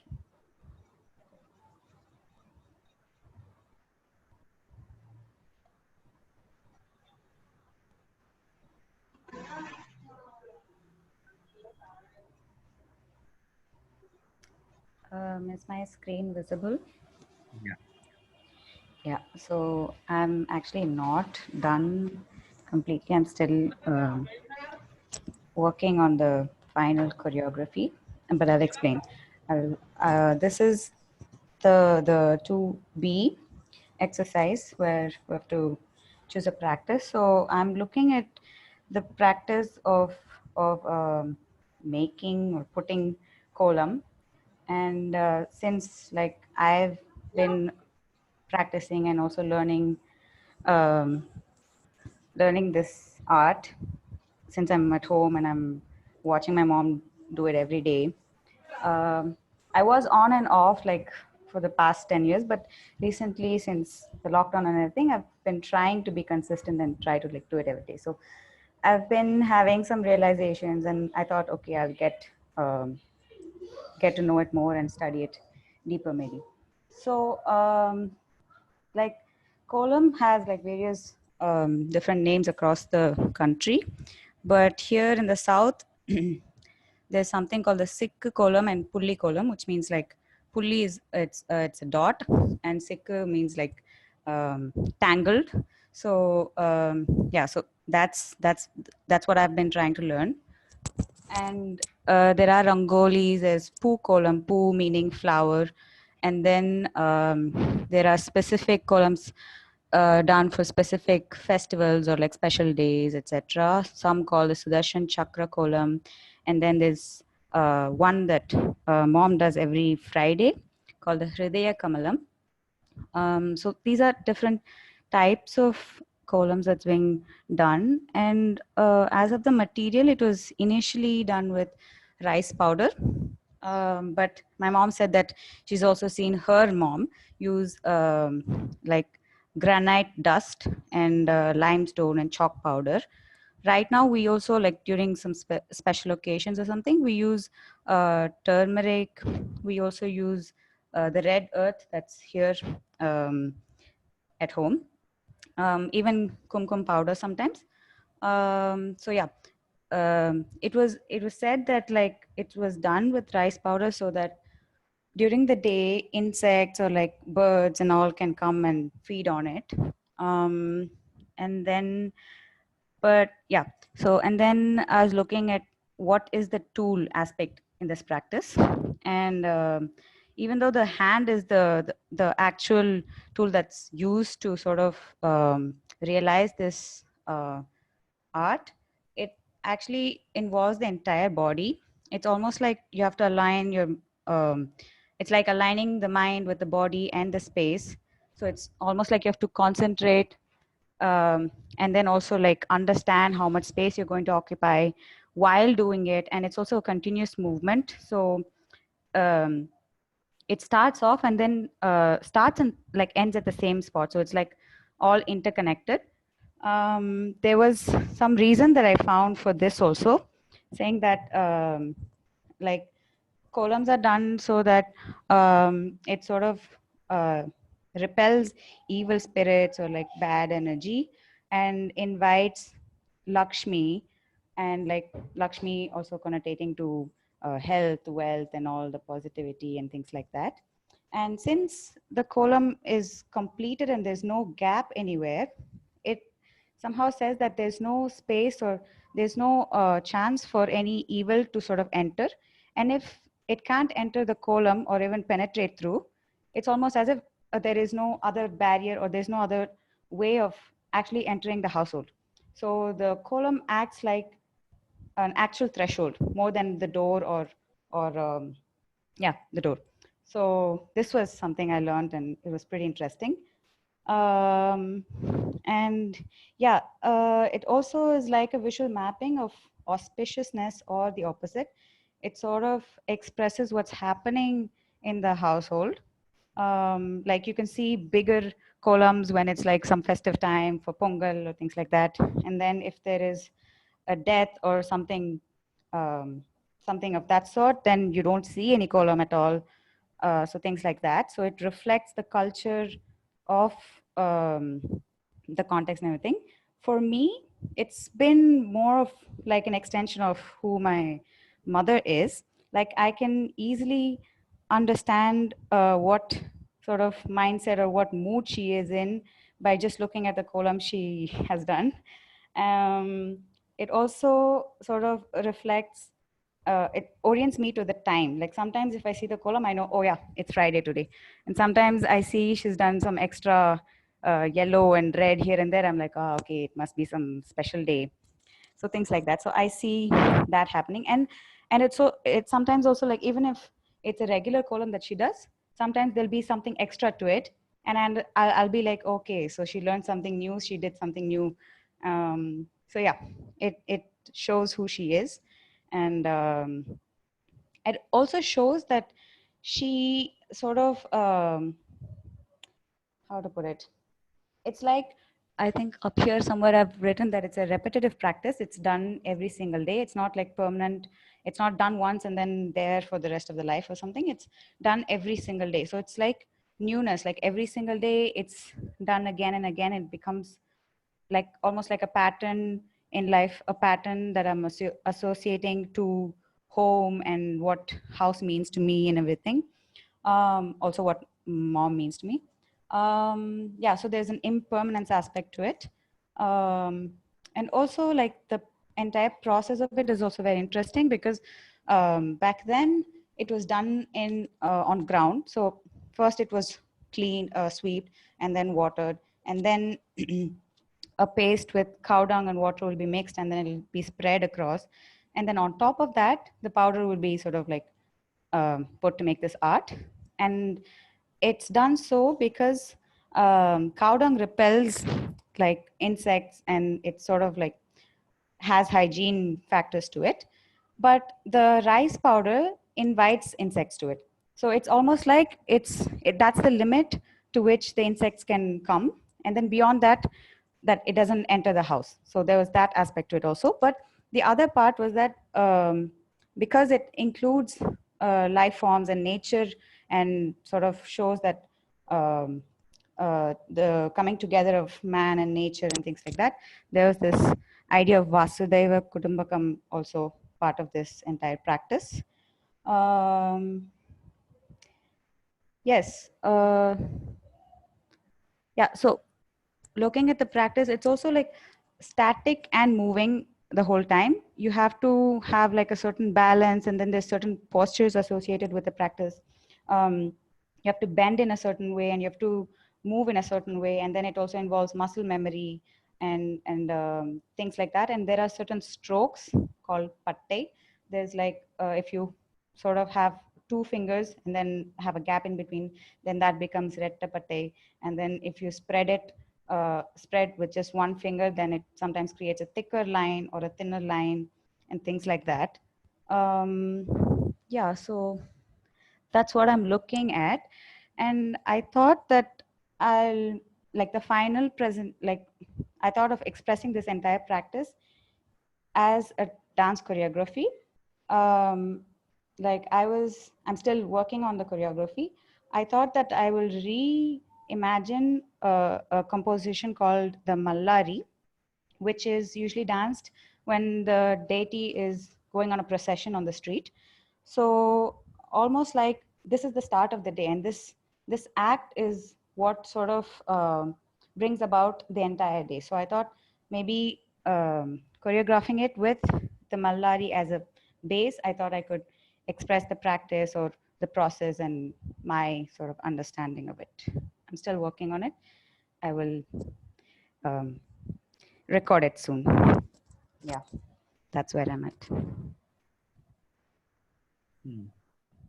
So every practice is a way of making space understandable and time understandable and relating the body to both. Every practice, because the world is a very bewildering place, and we need to find ways of regularizing the world, if I might put it that way, something which is understandable or acceptable, etc. Yeah. And it is basically, where am I, which is space, when am I, which is time, and what is this body? Yeah, these three things are all the time in every practice. They come together. We saw it in the Pachedi. We saw it in so many other practices that we have discussed today. So now, let me ask you a few questions which will help you to formulate this. I don't mind the dance choreography and all that, but I think also there has to be a little bit of a certain extraction of understanding out of this. Yeah? I would like you to think about this. So first of all, the first question is this an individual practice or is it a social practice? I think it's both. Or yeah, it's more of a collective practice, I think, because it's done like in the villages, at least the entire street, everyone in the street does it, and everyone has an understanding. Like if there's a house and then there's one also in the opposite, both of them sort of respond to each other and have an understanding and take up. Yeah. What do we mean by individual and social? What do we mean? Is it me alone or done at a larger scale with more people and the entire society involved? So it is about the customs and rules of relationship. Yes. Social means ways in which we agree to be together. Yes. Is that correct? Reasonable. Okay. Now, the fact that every woman does a different column, but there are certain basic typologies of column. What does that mean? I'm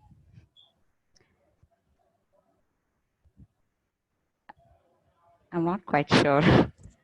It means it is a kind of language in which there are conventions of meaning, like you talked about the continuous line column as something which is expressing a packed density.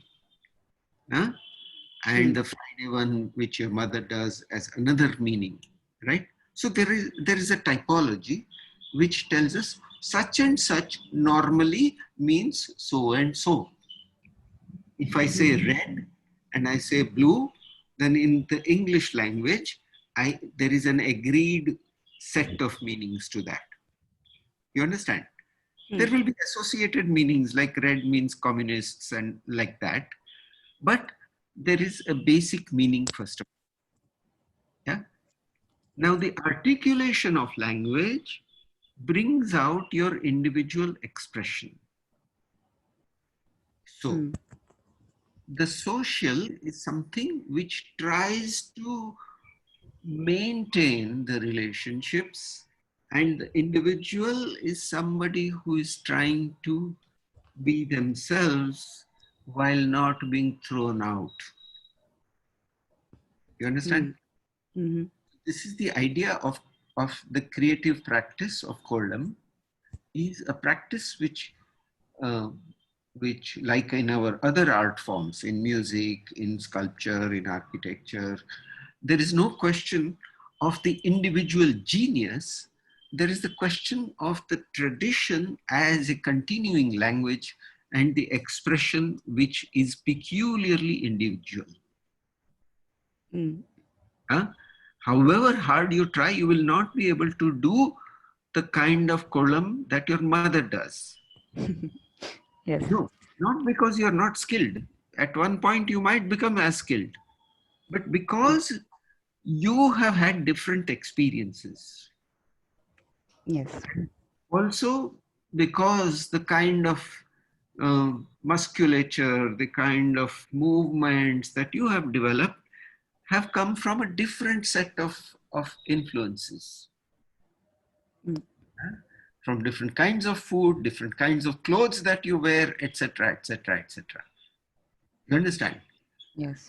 That means that your body and her body are two distinct entities through which, and the mind also, the memories, the experiences, etc.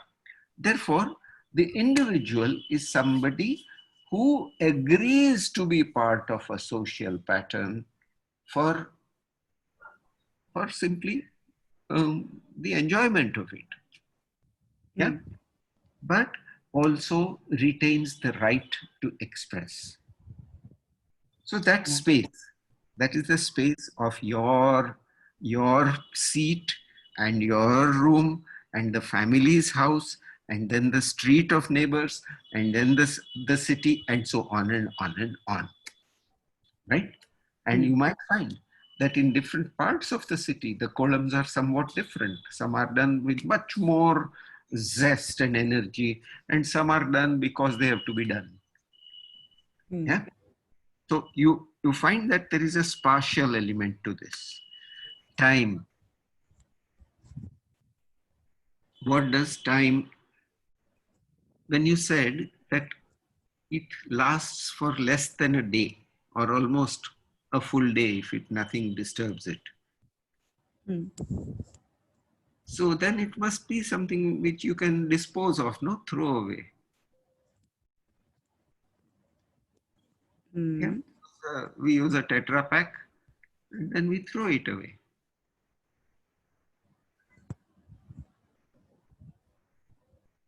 What is the value and meaning of transience? You understand? There is a complete reversal here. So if you read the Vachana poetry, then Basavanna says that the rich will build temples in stone. My own body is a temple. Yeah? So the idea of transience as being the highest value, like flowers will wilt, but when they're fresh, they're fresh. Yeah. So the kolam also. So the highest value is at two ends. At one is that material which never deteriorates. And at the other is the one that is moment to moment. And you have to catch that moment, which is so valuable. You understand? If you've seen a sunrise or a sunset, it is a momentary thing. That's why it's so important. Yeah, you'll only see it now. So the transient, so it is giving you a lesson about time. The house is a lesson of permanence. Generation after generation, this house will remain. Yeah. But the kolam is something that renews that family every day, just as a flower grows every day. Yeah. And so the transient is more important than the permanent. This body which feels like being permanent will die. Yeah. This house also will deteriorate. Then you'll have to repair it. And then after some time, you may even have to demolish it and build a new one. So that which looks permanent is the lesser of the entities than the one which daily is renewed, as in nature. Right? So it's a antidote to the house. It is the counterpoint to the house. It is also the counterpoint to the space which divides the individual from the social, because it offers to the social and it takes from the social. It takes the language from the social, but it offers into the social. Huh? So it is in two senses a threshold between infinitesimal time and eternal time, or permanence. Between permanence and transience, it is a threshold. So now you have understood these two. Now then you look at the body and the ways in which the body can move. You can have jerky movements, you can have smooth movements, you can have definite movements. Like if you see the soldiers marching, yeah, and especially the in some countries they make them do this. What is it called? There is a kind of, you stamp the foot, like when Hitler's armies used to be like that. So there the body is turned into a kind of a rigid and powerful thing. Whereas here in this, and the rhythm is given from outside. Yeah, because everybody has to march in step. Yeah, but here the rhythm is your own, and it's your pulse, your arm reach and length, and your preferred movements, whether they are circular, whether they are straight, yeah, and the combinations of these. So the body is something that enjoys a variety of movement styles and variety of rhythms. You talked about the two fingers, but you should also talk about the arm, and you should talk about the whole torso in relation to the ground. And you should talk about the swing of the torso, which is part of the whole process of making. So it's just like dance in that sense. Yeah, because it takes the body as this fantastic instrument with which to create space, or to traverse space, or to encounter space. And that is in time, therefore rhythmic. The body is the way in which space and time come together. Now, I think you should make a little booklet of this, of the idea of individual and social space, the idea of temporality or ephemerality and permanence, and the idea of the body as that which unites space and time. Then you also do that video that you're doing, but get that into this frame. Then you really reached a level where it becomes useful universally to you, wherever, in whatever project or non-project. It becomes a life tool. Yeah, it should become that, because it's such an important thing that you're dealing with. Yeah, okay. Good.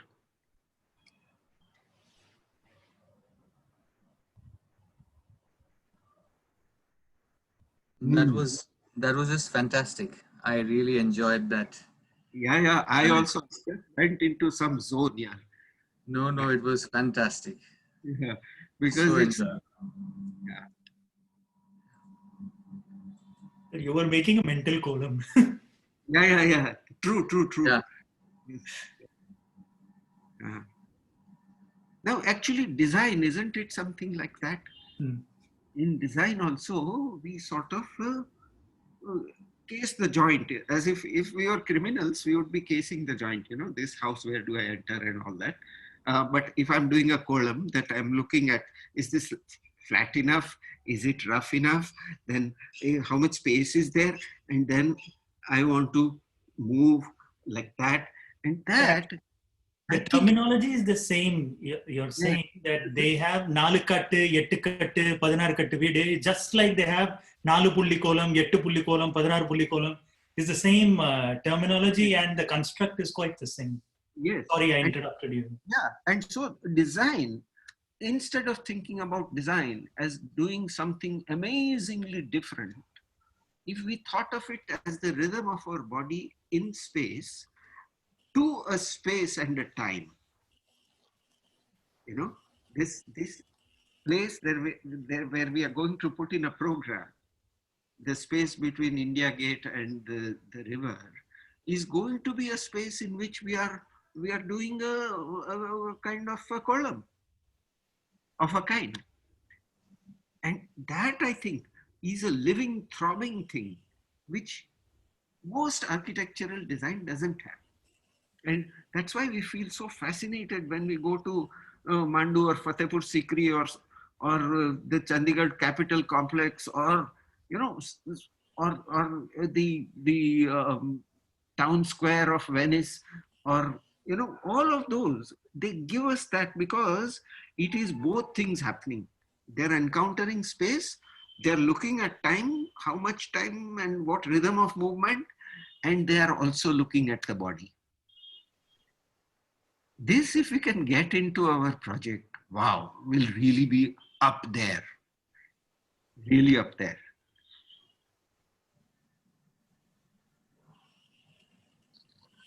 Yeah. So. I wanted to say that it's become the relation between the column grid and the column grid, So the construction. Yes. Yes.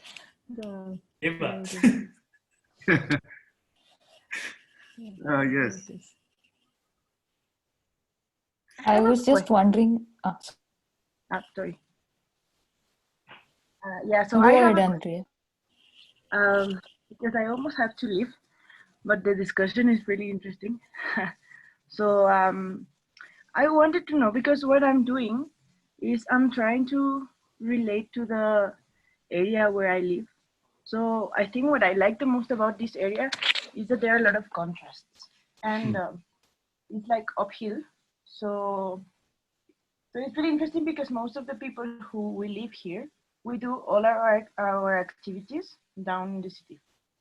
So I don't know, like, exactly, I mean, what kind of practice, like, I was thinking about transport, I was thinking even about graffiti, how, like, this appropriation of the space, like, even the most dangerous places will have more graffitis. Andrea, why don't you look at vegetable shop?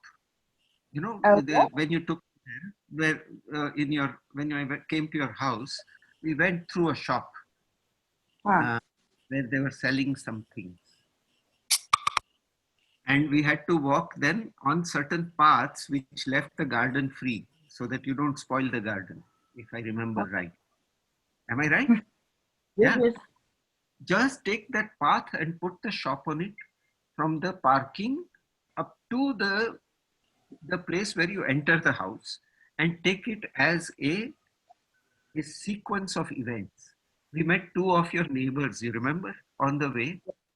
Yes. Yeah. And they were very nice. And we also talked to the shopkeeper. And so why don't you talk about that as a practice of walking from your car to the house to the car? Hmm. And Okay. it's a wonderful thing there in that settlement of yours. I think you have got it somehow. Yes, yes, because I think I met Geraldine yesterday, Yes. and we were talking about the objective of this exercise, and we were saying that yeah, like how we feel the geography that we're talking about and how this influences the way that we relate to each other. So that's why I was thinking a lot about the contrasts and even this dynamic that is happening now with the coronavirus, how it's changing the way that we relate. And Yeah, but the contrast is visible at that small scale even. See how secure that parking was. yes, yes. And how difficult they made it for us to get into the path first. And then that shop was protecting everything. You remember? That's the way I remember it. Or as going from a very controlled place to a very warm place at the table where we sat down to eat. Yeah. And that is a minor, a tiny bit of geography of the city right there. And all the contrasts you're talking about are there. Yeah, true. Take that, because nobody will know about Mexico otherwise. So why don't you show this? Okay. Because in newspapers and other things, we only know about gangs and killings and forget it. First, this one, you start photographing from your table up to the parking, and then make a story of it. Show that shopkeeper on, and one or two of your neighbors. Yeah? Yes. Okay, perfect. Full exercise. Thanks a lot then. I'll have to go offline, but thanks a lot. It was really, really enriching, this conversation.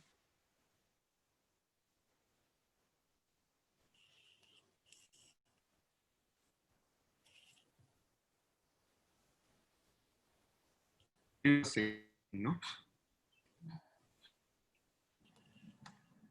Who would like to now? I wanted to present for Sure. 2B. Sure. I wanted to talk about Mumbai Vada Pav as a practice. Stayed like half my life in Mumbai. And can I share my screen? Yeah. Yeah, of course. Are you able to see? Yes. Okay. Just a sec. But why do you take this from a magazine? The picture, because I couldn't I couldn't access the Vada Pav picture now, and in the last 2 days I was extremely busy to make it myself. So No, it didn't happen. This kind of thing, the magazine is a hopeless thing. They are all out to sell lifestyles to us, whereas we want reality.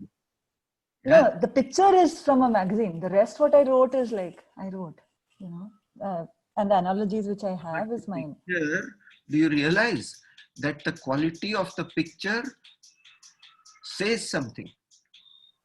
So look at the lighting, look at the juiciness of the niche wala masala, look at the green chili, look at everything.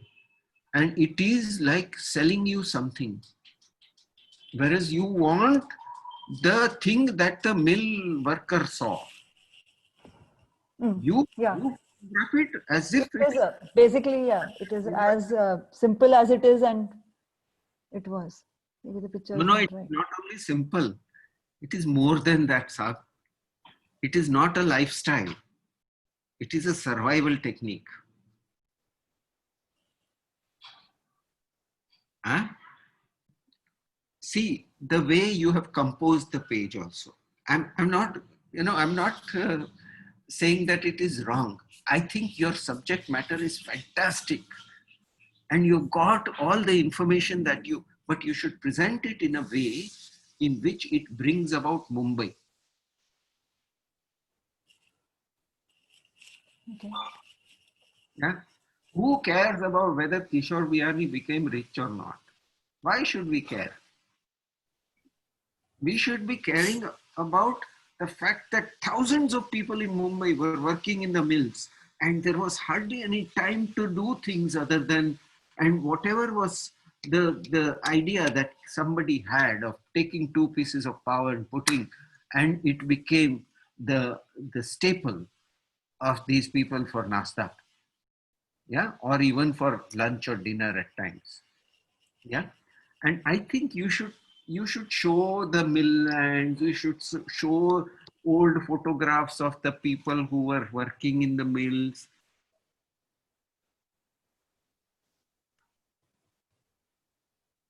Okay.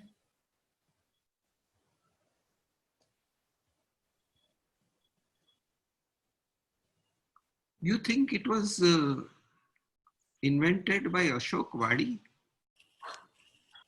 That's what whatever I read through, because I was not born then, but then whatever I read through out of the information I got and whatever I understood. So basically there are two theories which have come through, which is there, which is like, first thing is like, in the 60s and 70s, there were a lot of South Indians which started staying in Dadar, Matunga, that entire area. And idli and dosa started becoming the go-to staple in terms of food. And then there was an unrest at that time when Bal Thackeray took up, and people were feeling that a lot of employment is going to the entire South Indian chain. And Vada Pav was one of the stories which came up, which is like, Zunka Bhakkar and Vada Pav was the Maharashtrian equivalent to win that employment back and that chunk of business back. So, see, not Maharashtrian, first of all. What is a vada? Vada is there in Maharashtra as much. No, it is like, okay, it's a potato thing with a basin covering, and it's done. Till potatoes came to Maharashtra, there was no vada. Means potatoes came from Europe. No, from South America. So the Portuguese brought potatoes, right? Then besan came from where? Yeah. We used to make besan. Even Maharashtra used to. I think it is something that chickpea grows everywhere, all over India, in dry parts, right? Then who brought pav? Pav is a European influence, man.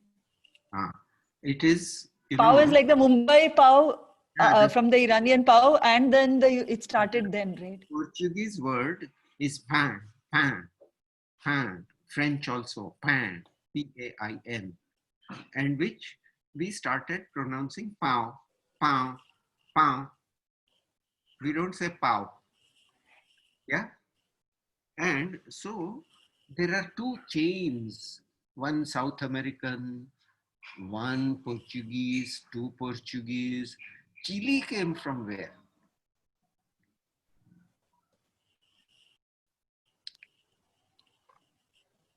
So chili grows all over India, but now this variety of chili, 400 years ago, we had no chili till the Portuguese came.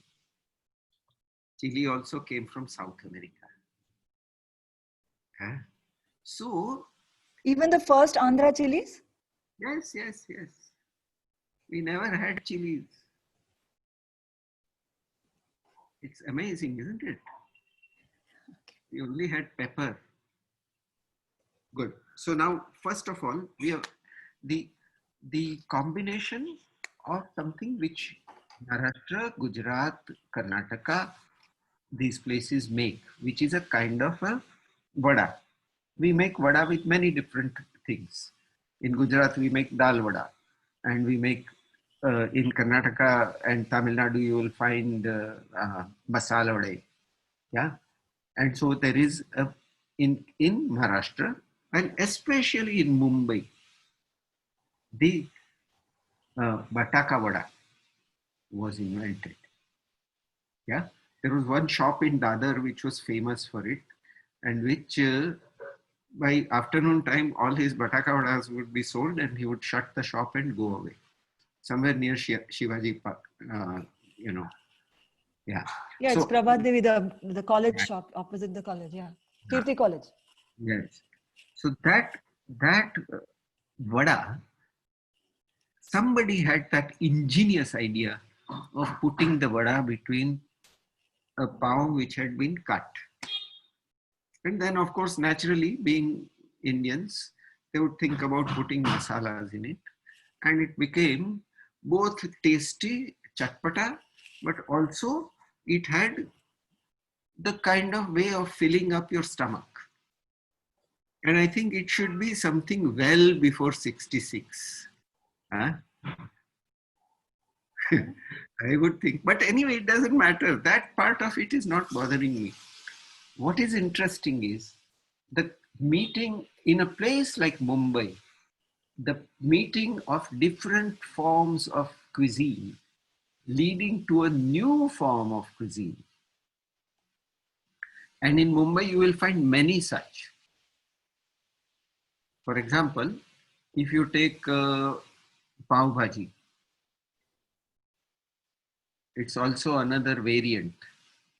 Yeah. And when first time I saw it in Mumbai, I was fascinated.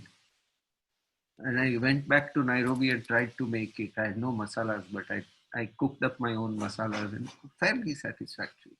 So you can see that Mumbai is the place where things from different parts come and they are, some concoction becomes an invention there. So I think the practice of combining several cuisines in Mumbai might be the general title of your work. And you take that geography of Mumbai as being connected by the railways to the north, by the railways to the south, and across the hills, and to the various parts of Konkan and Marathwada and all that. And it becomes a kind of a place where you are creating new practices of life, including the vada pav. That is where its real importance is. Yeah, Mumbai is the place where you invent new ways of life. You invented the chawl. The chawl was not there anywhere else before. Yeah. Yeah. You invented the railway station behavior. You invented the or you adopted the umbrella into a major thing. Yeah. You invented the way of reading the newspaper on the local train, folded. Lines for the bus. Nowhere else in the world, people stand in the line to get into a bus. No, in England they do. And because the Parsis are like the English, then they imposed it in Mumbai also. Otherwise, Mumbaiites don't like that kind of discipline. But there they accepted it because mainly Parsis and office workers were going there. Yeah, now, but anyway, this practice as a practice of combining cuisines in a city which brings together people from all over, rather than the Shiv Sena versus the South Indians. I think that's a very, very bad narrative. Yeah. Even I think Vignesh eats vada pav. Vignesh, do you eat vada pav or not? Sir, full on, sir. Yeah. And then does Sudipto, do you eat idli? He's from Bengal. No, that's not the thing. The point was that this was one of the narratives which I read. It was. Yeah, but you should suspect everything that you read. What the narrative is like vada pav against the Tamilians. Lies. It is lies given out in favor of marketing, so that you have more vada pav parties in college. Baba, it was just a way of getting a quick bite. Huh? Now before all these, that's not what I meant. When I meant it as a cue point, when I meant to say is that before all these larger things came up, there used to be a culture of having a vada pav and a ganne ka juice party. A ganne ka juice is again, sugarcane juice is again a very... When was that? We because used to all have. I've been in Mumbai since my student. I landed at Mumbai in 1969, and every time During our school and college days, it was a big culture that there used to not be any booze and I smoke parties, so there used to be a vada pav and never sugarcane offered juice party. tomato juice and vada pav. Ever. The first time I heard of vada pav was in one part of Dadar. Yeah. So I think you have to take this with a little pinch of salt. But it is not the history that is important. It is the geographical combination that comes together to make this. Yeah. So connect to the fact of its cosmopolitanism. Yeah.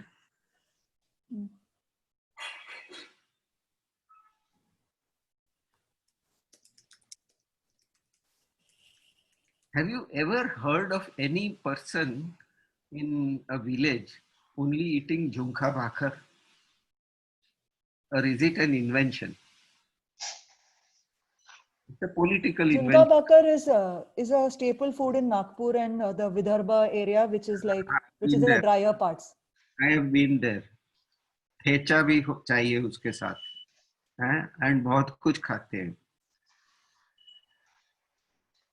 No, I'm not Thecha saying. is given, sir, along with it. Agreed. Yeah. No, there are many other things also. So the point is that the things that we are told about, many of these things in food, are things by which a certain idea of nationality, a certain idea of belonging, of identity, etc., is being promoted. And one has to be very, very open-minded here and not commit to that extent. Yeah? See, you try and tell a Konkani that you will jhunkha bhakar. They'll slap you. Huh? So why will they like? They don't like Konkan. It is more of it's like more of wet food. Jhunka bakar is such a dry thing. Yeah. So it has a geographical sense. Yeah, it has a geographical thing. Yeah. So now this one has a geographical sense in relation to Mumbai as the coming together of many cultures, many cuisines, and the experimentation that goes on with that. Yeah, long story, but I think worth it. So do buy a vada pav or make one and take a photograph. I would really appreciate that. So I'll figure out my old photos. There will be many. You have to search. I'll do that. तो मिलता है ना, बम्बई में बंद हो गया है. Sir? Where are you? No, I'm in Bangalore. I'm in Bangalore for the last many years now. But you can always get vada pav in Bangalore. Yeah, I'll figure out. Okay, fine.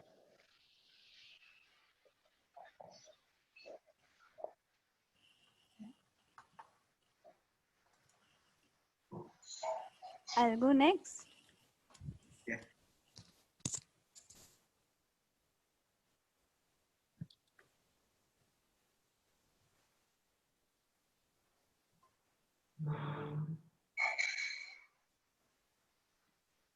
Can you all see the screen? Yeah. Hi, Riyaz. Hi, sir. How are you? Duty over. Sorry? Duty over. Duty over, sir. I had a class at SET. Yeah. Something they call public scholarship. Oh, I see. Okay, good. We are doing private scholarship. Right, sir. So that's why I'm happy to be back.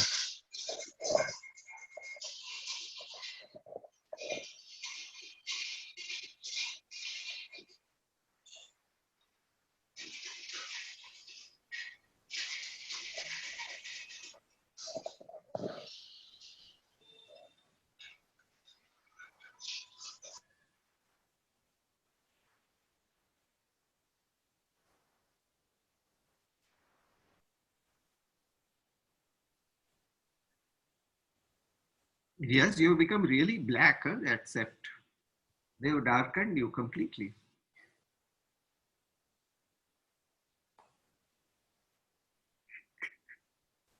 Yes, Shivani, we can't see the screen. I think it's still loading. Okay, all right. Right now it's in Poche stage. Ah, yes. Poche. Oh, मेरे को लगा you're telling Riyaz that.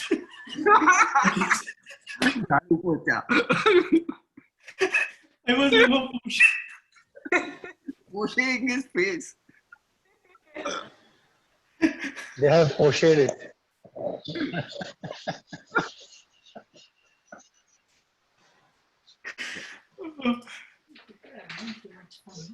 Is it visible now? Yeah, yeah. Oh,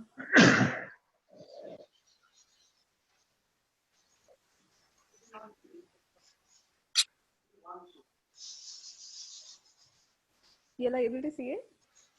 Not yet. Not yet. Came for a No, while and went away. now it's not, now the screen is not shared right now.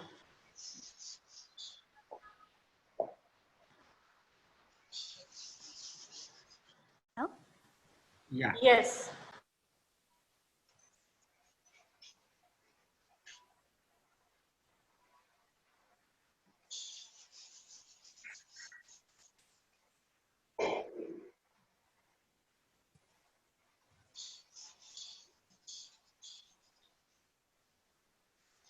Okay, I think it's taking time on the slideshow mode. I'll just show it on the PPT. This thing.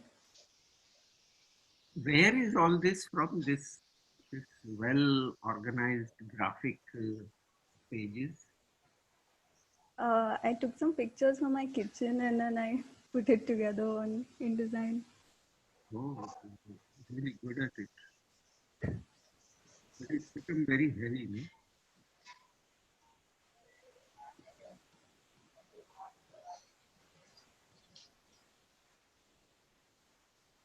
Okay.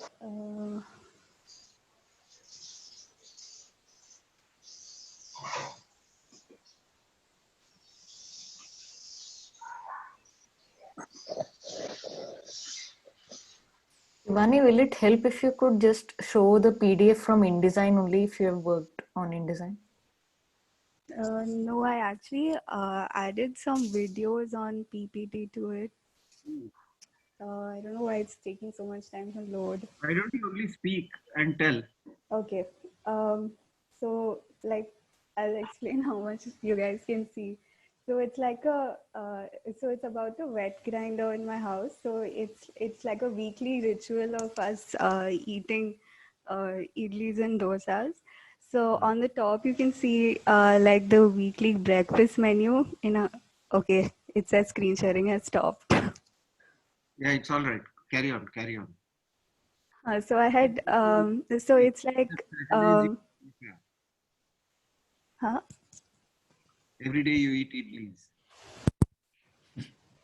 Please like the so like it takes 7 minutes in the pressure cooker. So since everybody at home is like busy, we eat idli every day for breakfast. So we eat it from Monday to Friday, and by Friday the batter is kind of sour, so it's best for dosas. So on Saturday we eat dosa, and Saturday we start the ritual of creating the next batch of batter. So so the tool I was looking at was the wet grinder. So this particular wet grinder in our kitchen has been there. It's exactly the same age as I am, and it's like traveled to almost 10 different kitchens and 10 different houses. And it's like the first thing we decide where to place in the kitchen because it's really heavy and it takes up a lot of space. So so after that, I'd looked at like the our sort of recipe of making it, which is like a combination of idli rice and urad dal, and then I had compared it to the traditional tool, which is the ami kallu. So that is like a big granite cylinder whose height is sort of adjust to a woman sitting down ka height, like sitting cross-legged. And the center has a depression into which the rotating granite goes, and there's a surrounding area in which when the batter becomes kind of fluffy, it rises and fills up that portion, and we use it for cooking. So our wet grinder is like an adaptation of that, where the base of the thing is out of granite, and the spinning portion, the wheels are out of granite, and everything else is made out of stainless steel, and it's the spinning portion is attached to the motor which turns it. And then I was looking at the evolution of it. So the Amikalu was generally like kept in a open or semi-open area of a kitchen. So like as it progressed, it used to be kept in like a utility area which was attached to the kitchen, and it's always been used only by a lady. So and now like as that sort of developed, they try to make a tabletop version of it, which is what it has become now. But this is also quite heavy to use and to wash, so it's like the one immovable thing in the kitchen. And now you have sort of like packaged batter that you get like from ID, which is extremely popular now. And there are also mills that make it. So yeah, and then I had just begun to look at the history of the Amikalu. So I got some pictures of granite quarries where people work on this, and it's sort of like a dying thing because people don't use it that much anymore. So I was looking at that, and I was also parallelly looking at the sort of history of the idli and where it came from. So either of those two directions I can take up.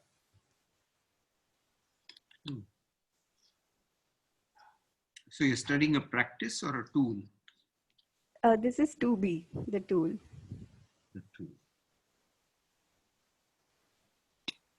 So do you make anything else with that, what do you call it? The wet grinder, we only make it for this. So we use it once a week. But you can make appam batter and things like that from it.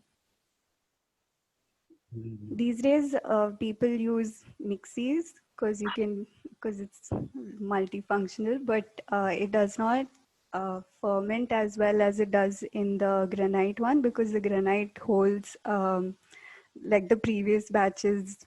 Yeah. Yeah. No, but you don't make anything at all with that? No, it's only used for this. At least in our house. Okay. Are there similar tools of different kinds? Yeah, so there's the actually this it has one more use, that the center portion with the two granite wheels, that is a sort of a removable thing, and you can put a blade there instead. So if you put the blade there, then you you hold a coconut to it, and it scrapes out the innards of the coconut. Very good. I'd put an image of that also, but yeah, sadly can't see anything. No, that's all right. That's okay. And then similar tools is also like the chutney maker, which is in granite, the old times. But that was like a flat slab of granite on which the one granite cylindrical thing is rolled. How do you think body and posture have changed? So I had put a picture of this lady sitting at the traditional Amikalu. So there are two ways that the Amikal was used. One was where the lady sits on the floor and the height is like perfectly adjusted for her to make it. The other where it's slightly taller and you have a small 4 to 5 inch wooden stool on which you sit and you do it. So it's like a circular motion in which you grind it while simultaneously with one hand. You cross your legs, no? Uh-huh. Huh? Yeah, the one which you sit on the floor, you have to cross your legs. The one on the stool, it's like a. When you do that, Sorry? what kind of clothes go with that? Traditionally, it's the sari only. No, but if you are wearing jeans, can you use it? Probably not. It's somewhat immodest, no? Yeah. No, it just needs to be loose. Yeah. You need I to don't be think there's a wearing thing loose about clothing. modesty. No, sorry. Wait. I'm getting at something here. I'm saying the connections are not just to the fact that we have motors available which run on electricity, but the connections are much broader. The connections are there to one, the value of time. So Yeah. time was for doing everything that is required for human satisfaction. Till time became something where it was for making money so that you could have leisure in which you would spend some money. You understand? Yeah. It's a very complicated but very simple circle that marketing brought to us. One, don't waste your time. Make it pay. So do some work, however repetitive and useless it is. Yeah, you can't talk to anyone while doing that work. You can't banter or you can't sing while doing that work. You can't watch the tree outside. You can't shout at the cow which is coming into your garden. You can't do anything else. You have to keep on working. But that gives you money. With that money, you can maybe have a holiday, or you can maybe buy something. So the kitchen implement, the mechanized kitchen implement, was supposed to free the woman. What did it do? It allowed society to enslave the woman in a different way. Where she could no longer hear the birds while grinding the thing or sing a song. Now she had to dress up in a certain way. She had to buy certain kinds of cosmetics also. She had to become presentable. This is not the thing. Sorry? So is it really for the woman? No, even men did it. I think this is going in a different direction. I really think so. It's not that.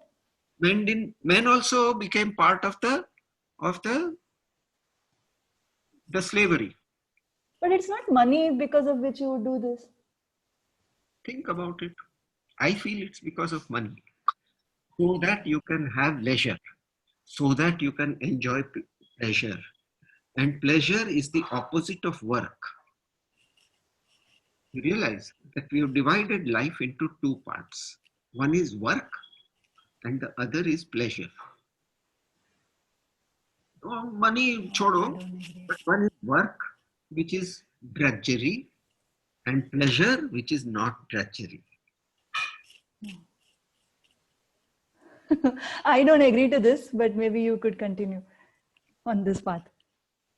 No. I feel tools help us make our life easier so that we have time to involve into something which we choose, which is not given to us. So it can be intellectual pursuits, it can be artistic pursuits, it can be pleasurable pursuits, it can be anything. You are able to choose. You're able to choose, yes. One of the few. Yes, we are able to choose. Like I'm sitting and listening to the lecture and my grinder is doing my work, right? How many do that? Sir, how many do that is an individual thing, but it was not made for that. Thing. It is a social thing.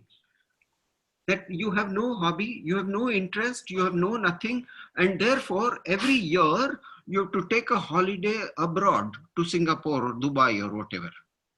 Yeah, that's the only pleasure in your life. You look at the majority of society, majority. You are one of those few who have cultivated yourself. And you cannot count yourself as representative of what machines were designed for. Machines are designed to make society productive for the purposes that bring profit.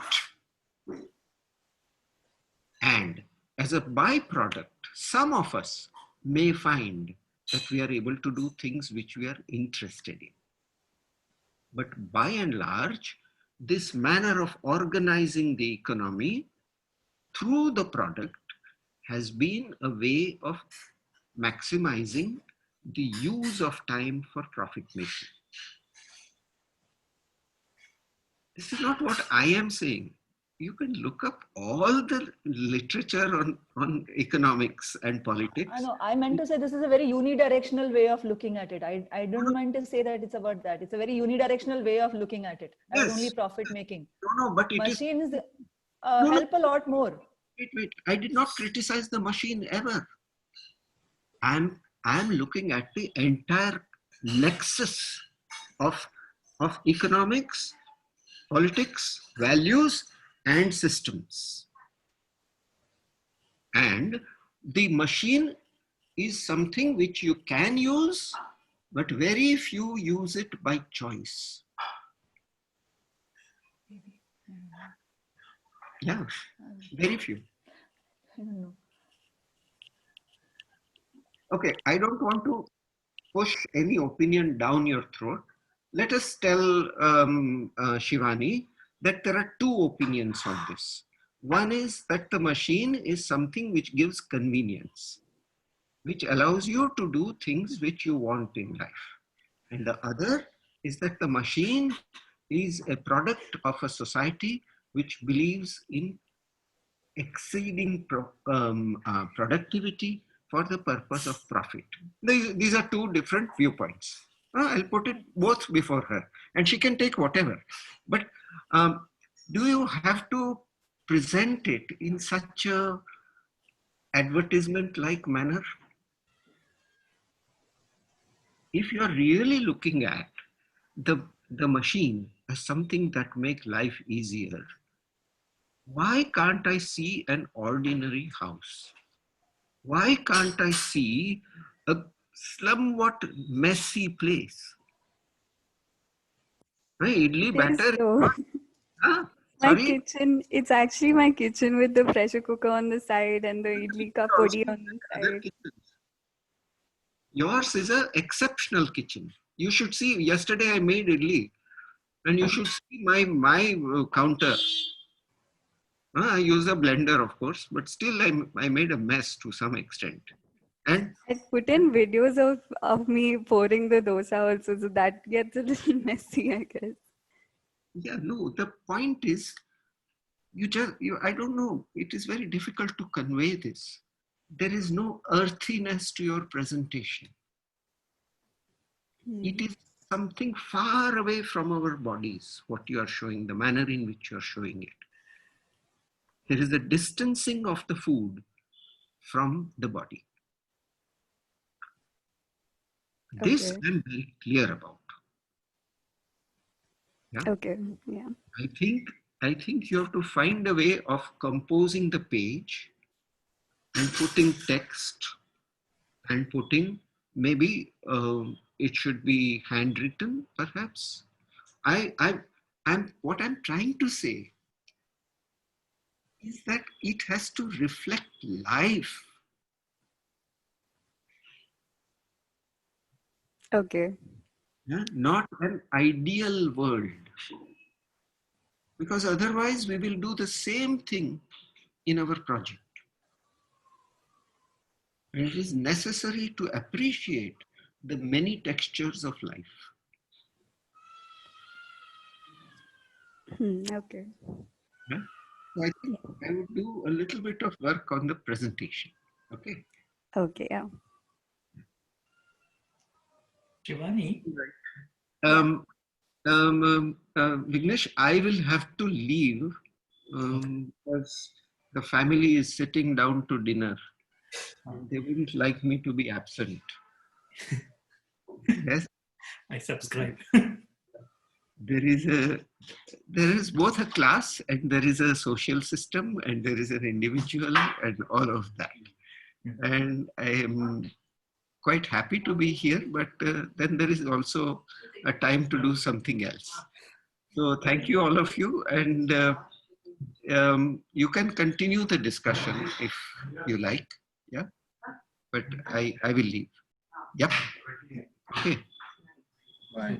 Thanks. Thanks, sir. Okay. Riyaz and OS came late, so they can take over from now.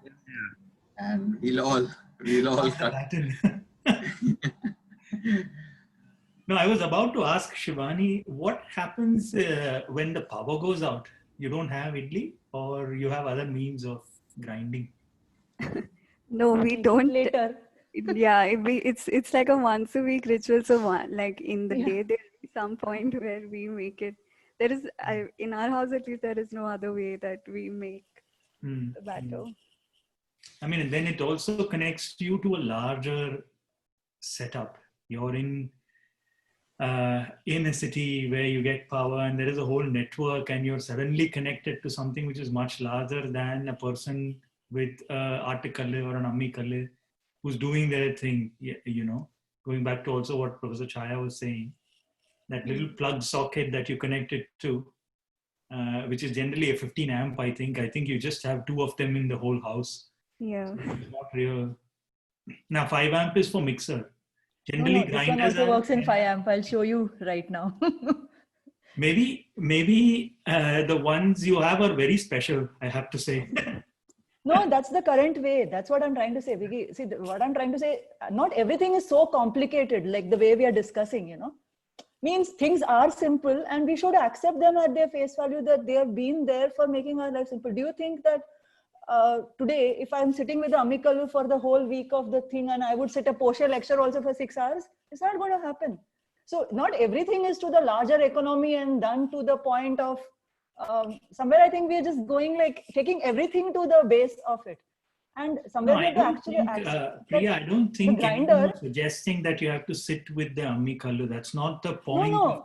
What I'm trying to say, the grinder, where I'm coming to say is the grinder started in 1980. Okay. The grinder is there for the last 40 years in our life. So that's our new normal.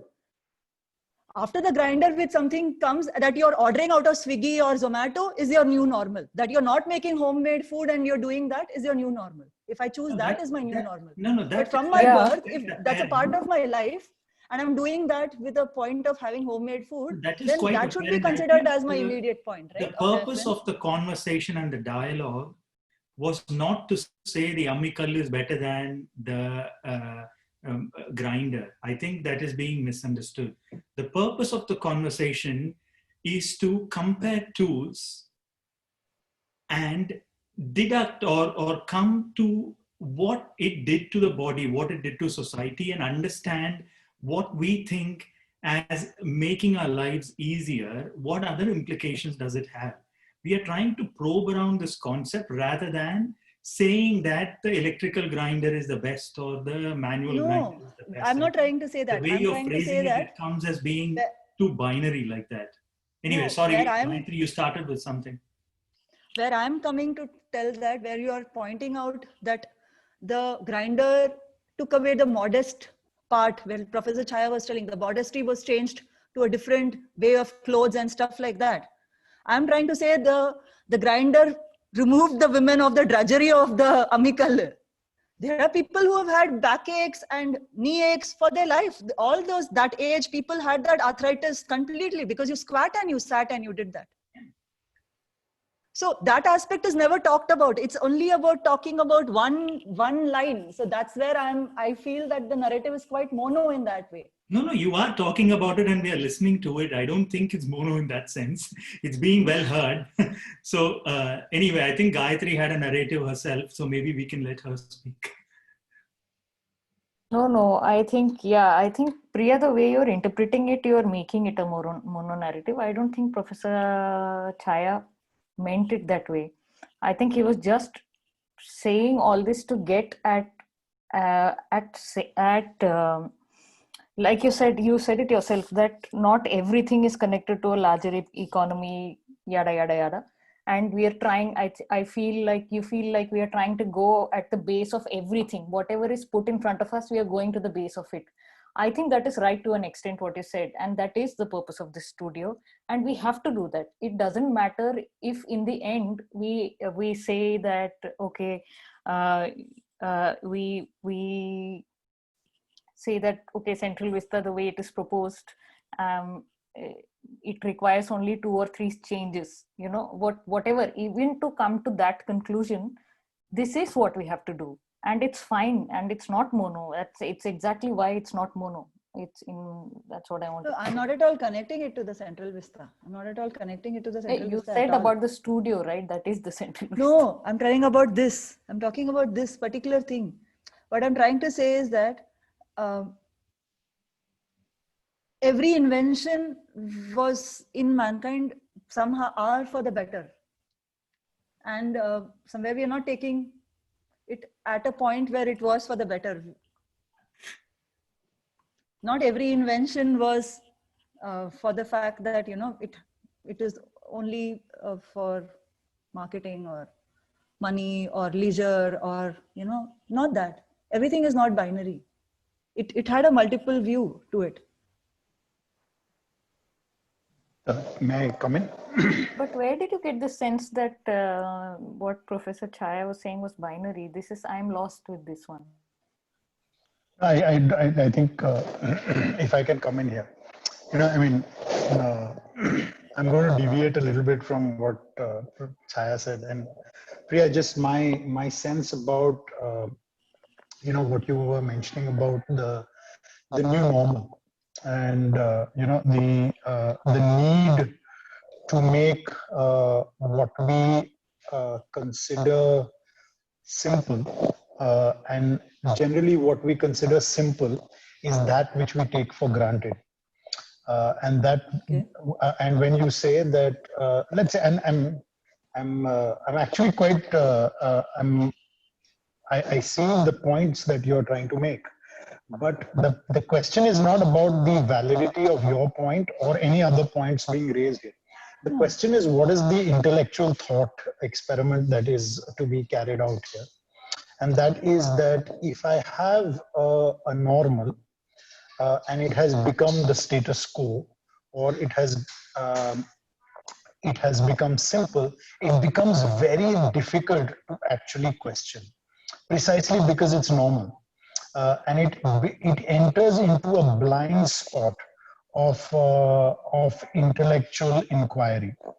Okay, and the point is sometimes one has to be deliberately obsessed with one's blind spot in order to excavate what are the deeper relationships that are at play that allow that particular thing that we've taken for granted right now to exist.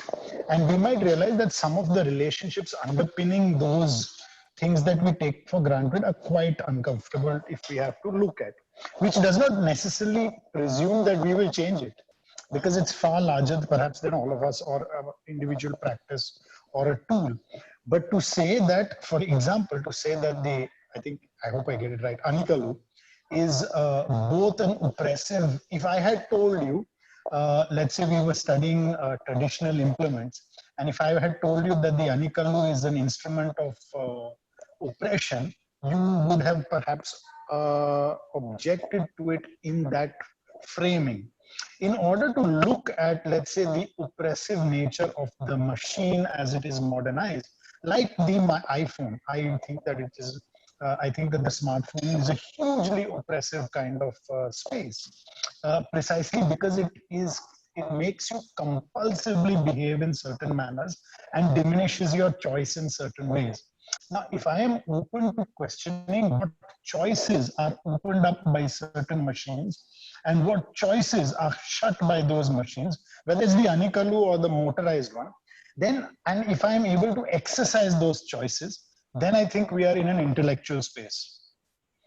If it is that we are taking those relationships for granted, and therefore, the minute I take something for granted, it is not open for choice. And I think that the question is that if I'm using a mechanical tool, what are, in this case, and it could be any other tool, what are the choices of behaviors? What are the choices of relationships that one has shut down? And what are those that one has opened up? And I may want to recalibrate and realize that I may want to stop using a particular machine or a certain technology because it does not allow me to have certain types of relationships. This is a choice. But to say that because it's normalized, that choice is not open to me is for me a type of oppression. So I think the manner in which one opens that's up, where I was pointing, saying that it's yes. a choice, right? It's the same thing with a washing machine or a dishwasher. These gadgets have given people the choice to do something else with their time. Yes, and it's not. so that is, but Priya, that is your narrative of choice. Okay, and there are many narratives of choice depending on what you want to do. So the only question is that what are the narratives of choice that one can open up? Hello.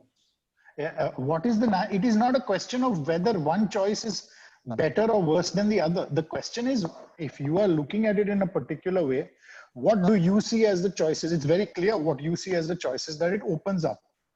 Okay. I think there are many ways in framing those choices. You looked at it in terms of posture, in terms of body health, in terms of gender, in terms of who operates the kitchen, etc. I'm just saying that one has to open these up in many ways. Because if you're going to tell me that because something is a convenience, I should think that it is good, I am not willing to accept that. No, it's not about good. It's not about good. It gives a choice. No, convenience can be as much as a breaker of choice as a giver of choice. So I'm just putting it out there as I'm answering and responding to your question of why we need to get into the nitty-gritty of making simple things complex. Okay, and the idea of making it complex is to open up what are the choices that are possible out of that particular scenario. And I think let me ask you this: if we choose to wear cotton clothes, do we all go back to the charkha? Sorry. If we choose to wear cotton clothes, no, it's not like that, right? It's not like that. Let her ask the question. Yeah. No, see, we choose to wear cotton clothes. Practice of wearing cotton clothes in Kerala, if I take it up as like that. Do we all go back to the charkha? We don't say that. But why would you assume that the only way of wearing cotton clothes is the charkha? No, there is a machine which came to create that cloth, right? No, but there are many machines and I might choose what kind of cloth. I may choose that I don't want Egyptian cotton shirts. I may make many choices. It is precisely your framing of one or the other that is not allowing me to choose where I stand on this. And it's not, as you yourself are saying, it's not a matter of black and white. But if I don't open up this question, I cannot make a decision of where on the grayscale I stand. And I don't want to take extreme positions, because in the extreme positions, we actually only become more and more rigid. But I might have a very subtle position depending on my understanding, my context. Sitting here in Ahmedabad, okay, the climate I am in, to somebody sitting in Maharashtra, it might not be that important a question. Or somebody sitting in Ladakh, let's put it for that. To that person, cotton is immaterial. He wants wool. So the context is also important to how I am asking that question and how I will respond to it.